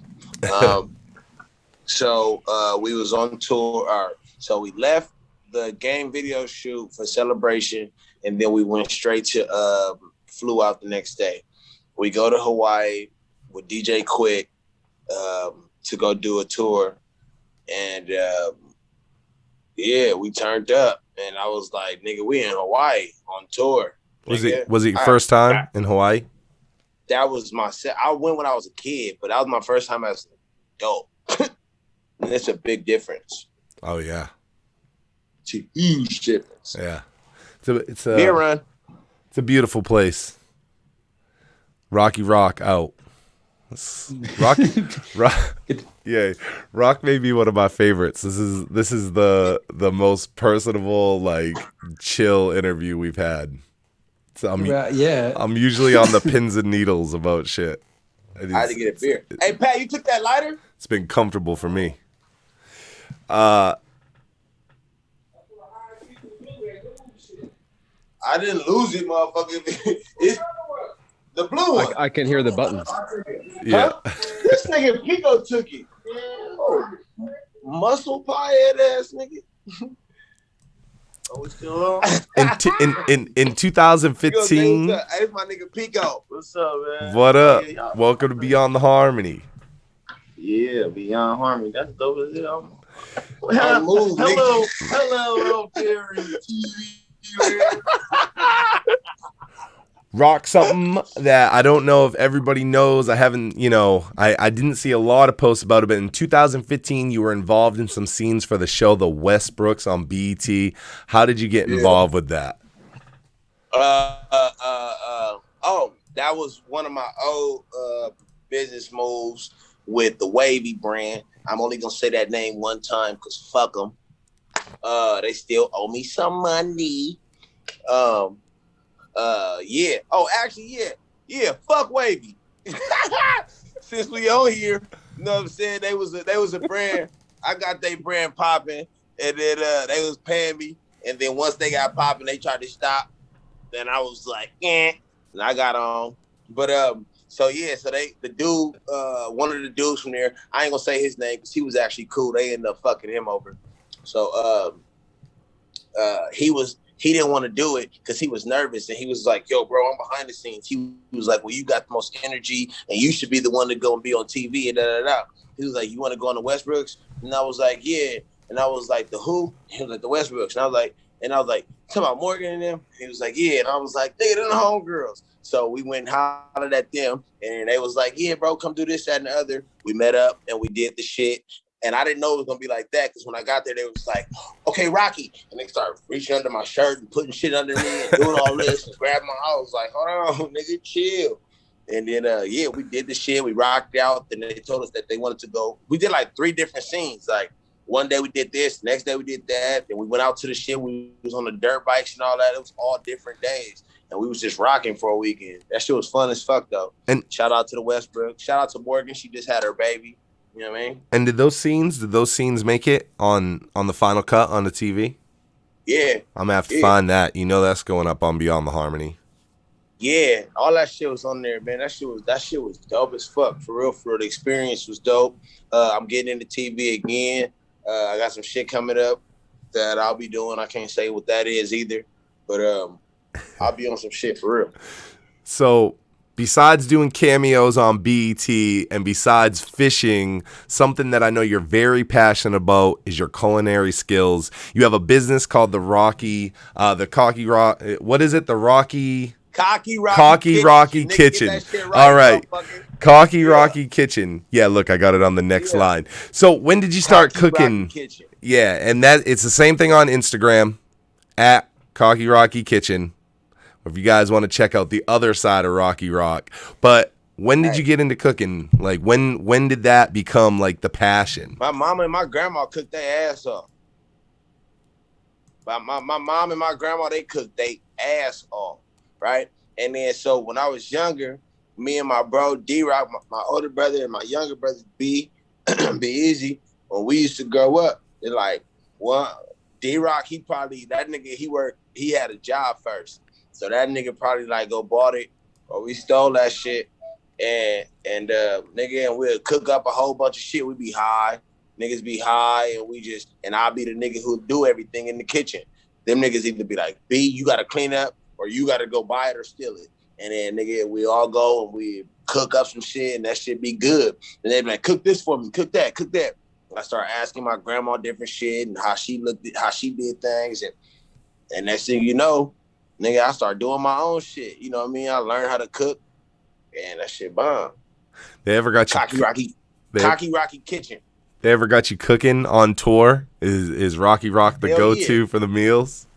Hell yeah. One day we was on, it was the day after Thanksgiving though, because we was on tour for Thanksgiving. This is I don't know what year it was. Y'all can go look at my Instagram and my my highlights. I don't know what year it was. And we was on tour for Thanksgiving, and we was all trying to figure out what we was gonna do. Where we gonna go? How we gonna eat Thanksgiving food? We ended up at a tattoo shop eating Thanksgiving food that the promoter had set up. It was weak. So the next day we was like, fuck that. So we all got hotels that had kitchens in them. So everybody had to cook something. Craig was cooking greens. I was cooking. What did I cook? I cooked some, what the fuck did I cook? I made some chicken and ribs outside on the grill. Like everybody was just cooking their own shit, and it was fun as fuck, man. Like, but other than that, we all don't really cook on the road like that. Has it been hard balancing that artist and, you know, having that passion, you know, for cooking? Because I see that it's like a business that you've started now. I was talking about that on Clubhouse today. I was talking about that, you know what I mean? How I would do a lot more. I got a lot of shit coming up with that. I've been working on it. I have a actual spot that I have coming up, but it's not going to be the food that everybody expects.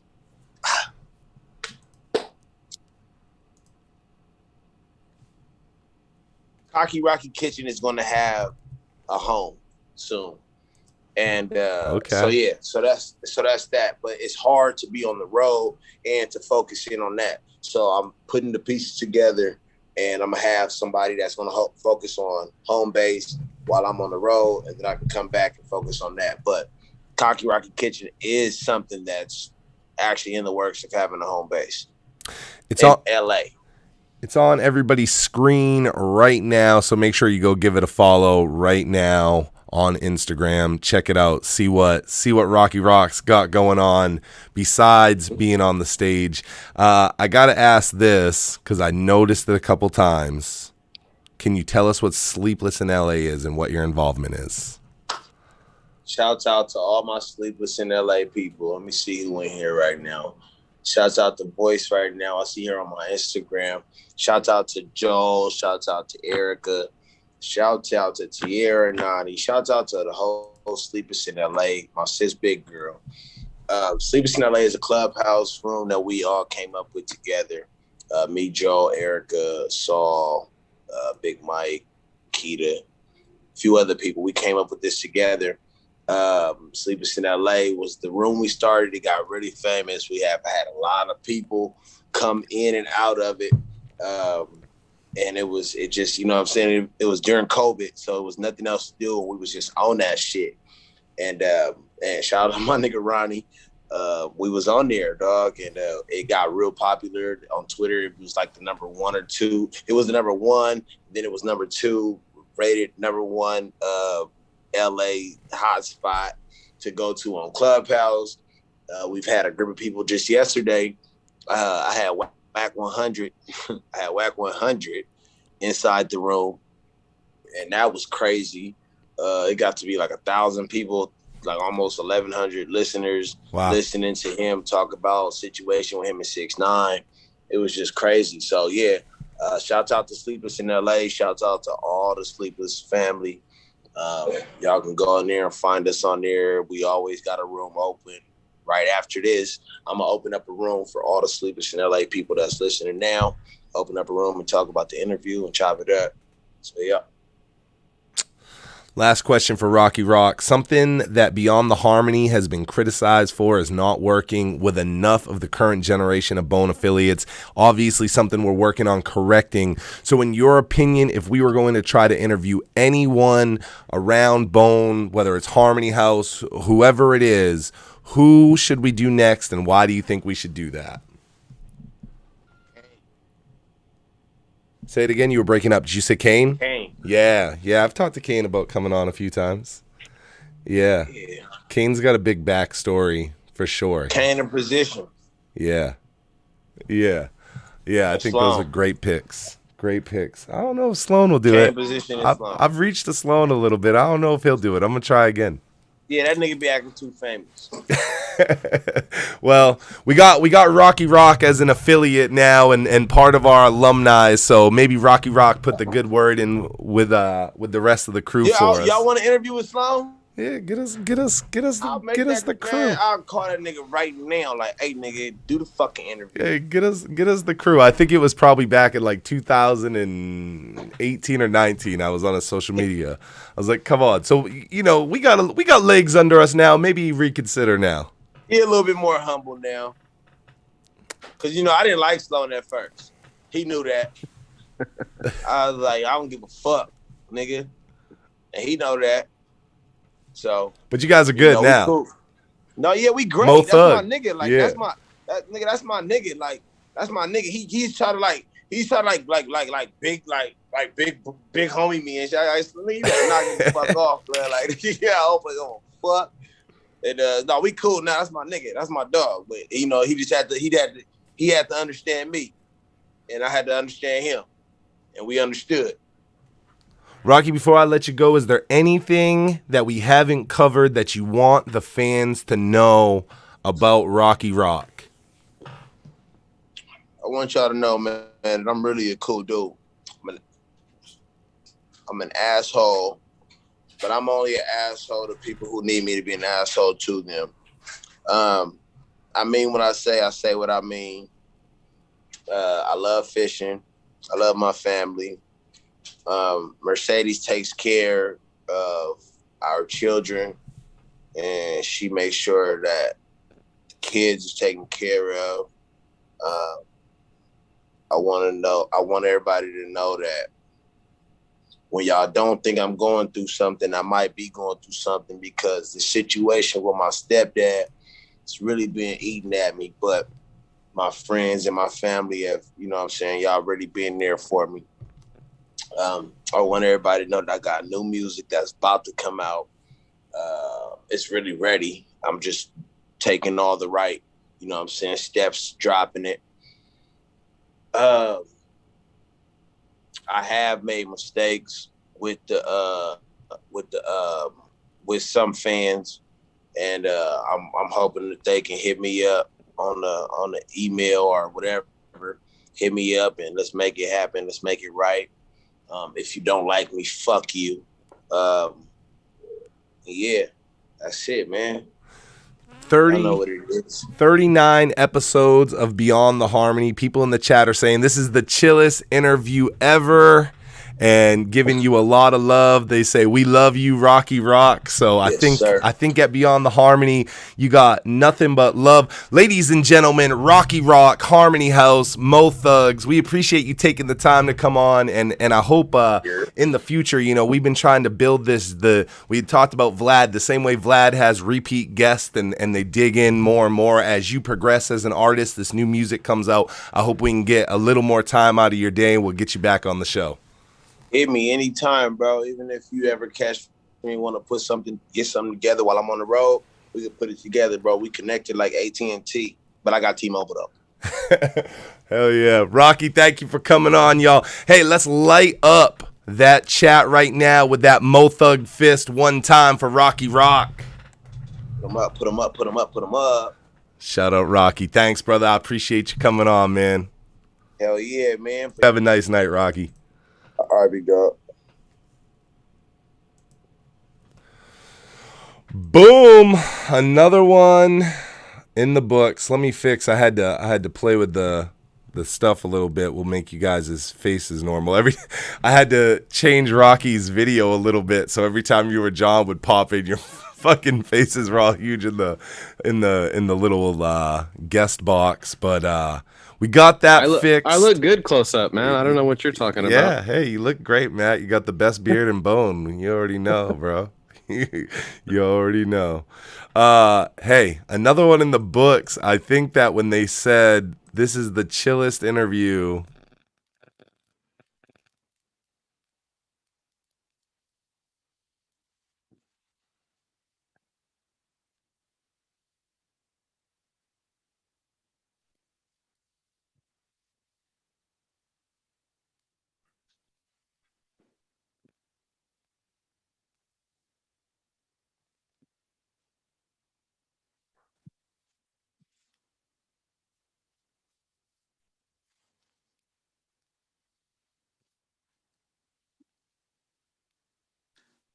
Yeah, yep.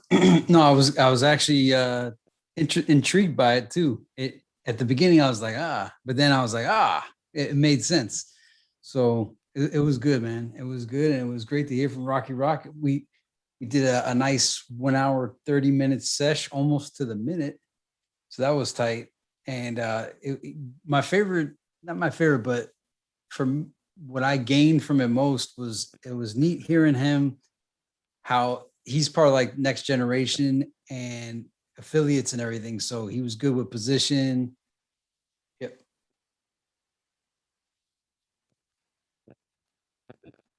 Oh, there we go. Yeah, she says there we go.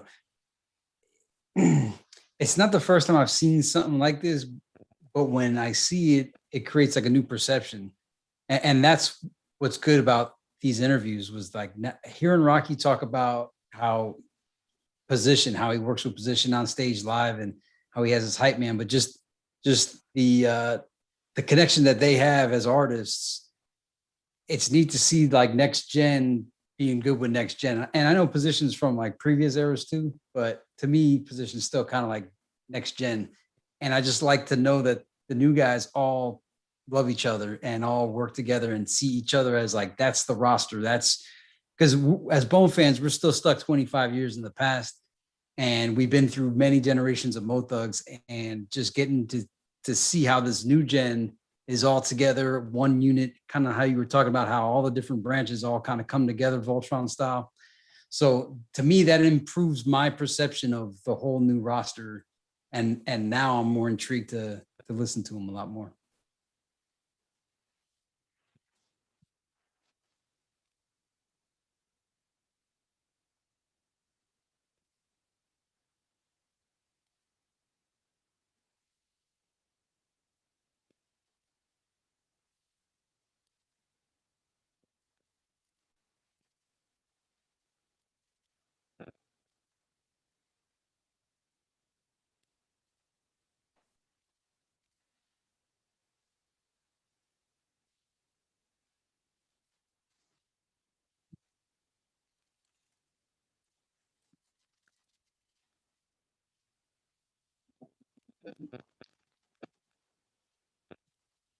Hey, Cecil, they say they can't hear you. Hmm. Yeah, it So does sound a little bit like you're in a tunnel, though. I don't know if that is related. Can you guys hear me? so okay, so you guys hear Jonathan, you guys hear Matt, but you don't hear Cecil. Hmm. Yeah, I hear you. Yep. Yep. Okay, V Slim says, yeah, he hears me and Matt. So how did that happen though? You were your voice was present the whole time with the interview with Rocky, and then now you cut out. It's like he's on mute. Threads.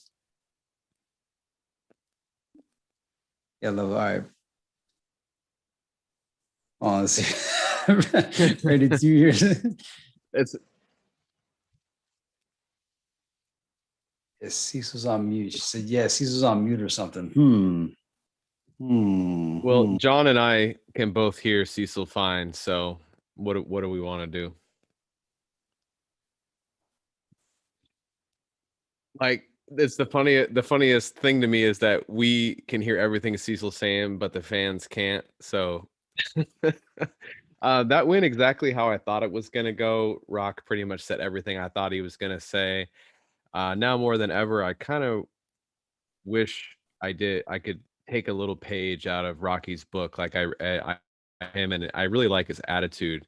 It's very different than my attitude, and I admire it. And I would like to maybe inject a little bit of rock into my daily life.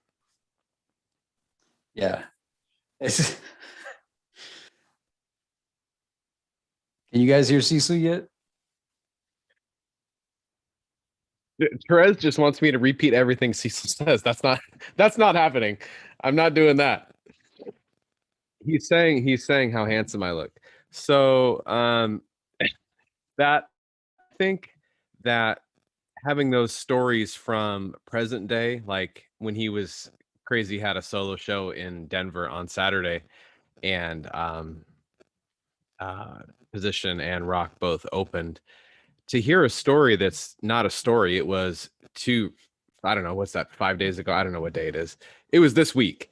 To hear something like that, that's very different than your average Beyond the Harmony interaction. Yeah. Yeah, no, it's kind of wild seeing the position that Rocky's in.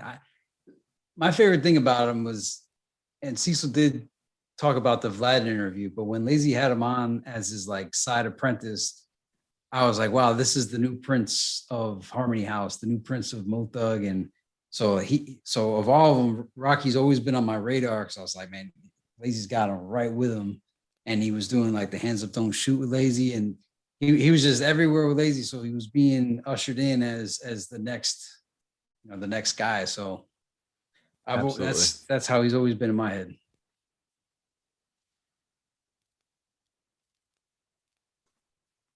So Cecil's talking. Do you guys hear him? Still don't hear him? Well, if we can't get you back on there, I'll try to hash out what you were going to try to say. Nah, I can't do it the way you do it.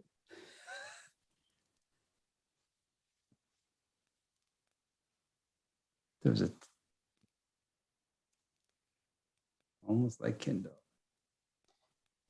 All right. Well, it's disorienting that we hear Cecil. We're having a convo. Yeah. You guys hear me. You hear Matt. You don't hear Cecil. But here's I think what Cecil would say if he had a mic right now is that this is a good stepping stone for us to branch out to the current generation. For 3 seasons, we've been focusing on the fandom of all the stories of the past, and that's what we wanted to do. But we take in feedback, and we know that people want to hear the new affiliates, the new generation, and so that's what we're doing now. We're taking that first step forward. Aside from Blaze, I don't know if you heard that, but yes, we had Blaze on, we had Bloodline Harmony on, but now we got Rocky Rock, and hopefully going forward, this will be that bridge to that next generation. Absolutely. I'm a huge fan of current artists. I buy Kane stuff, talk to him after shows many times, talked to Sloan a few times. I have whatever Sloan is selling, I bought it after the show. All my Sloan stuff is bought in person from him, just to show him that people are there to see the openers just as much, and I enjoy them just as much. So I think this is the start of a very exciting chapter for Beyond the Harmony, for sure. Yeah, absolutely. I also like that idea that they're going to be doing that Harmony House compilation with Flesh and Bone Global and maybe the Life Entertainment. So to bring them all together makes total sense. And I hope they even do the way the Mo Thug 1 and 2 were done, where everybody gets introduced into us, and so that we know who all the new guys are. Although, like with Kane, we all know Kane by now. We all know Position by now. We definitely know Rocky Rock by now. Sloan's been around forever. I don't know who some of the other new ones are, though, other than that. And then someday, I guess, the members of Immortal Thugs are still around somewhere. They're still going, right? Yeah, but I haven't seen much from them lately. I've never seen them on tour. Wow. Okay, well, also a question for everybody out there. Throughout the production tonight, my YouTube started like swirling around at least 4 times. I had to refresh my screen a couple of times. Did that happen to you, Matt, at all? No, mine was all straightforward. I usually run with the chat popped out and then just the YouTube way in the background, and I don't pay it much mind because I've got Zoom up for me. So it sounds like this has been a very technically difficult evening for Beyond the Harmony. Yeah, and as we say, going live, these are the kind of things that happen. But can you guys hear Cecil?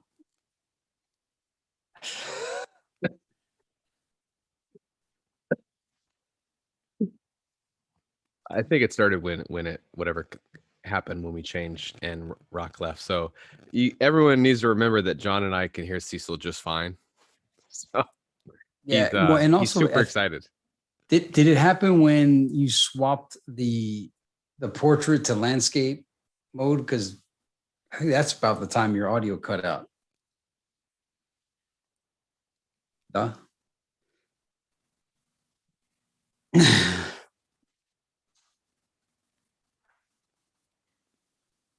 Well, I guess we're gonna wrap here because that's the right thing to do. So, Matt, you got anything else on this wonderful night with Rocky Rock and the fans? It just felt like such a big change of pace for compared to last couple episodes, and that's one of my favorite things about Beyond the Harmony is you never quite know what you're gonna get. Yeah, and actually, I also wanted to point out too, there is a new format that we'll be coming out with too on these off weeks. So, Cecil was talking to my headset, so I feel like I'm a politician with the NSA telling me what to say. I got the bug in my ear. Don't say it, John. But yeah, we're doing Thug Thursday every other week, but in the off week, we have something new planned, and not sure when we're going to unveil it, but it may be very soon. And we hope you guys like it. So I think we'll leave it at that. Matt, it's been a pleasure. Cecil West, you guys can't hear him, but I can. And I don't know if we're going to have Feenics Ryzin take us out of here, but thank you, everybody. We pardon the technical difficulties, and we'll see you next time. This is Beyond the Harmony.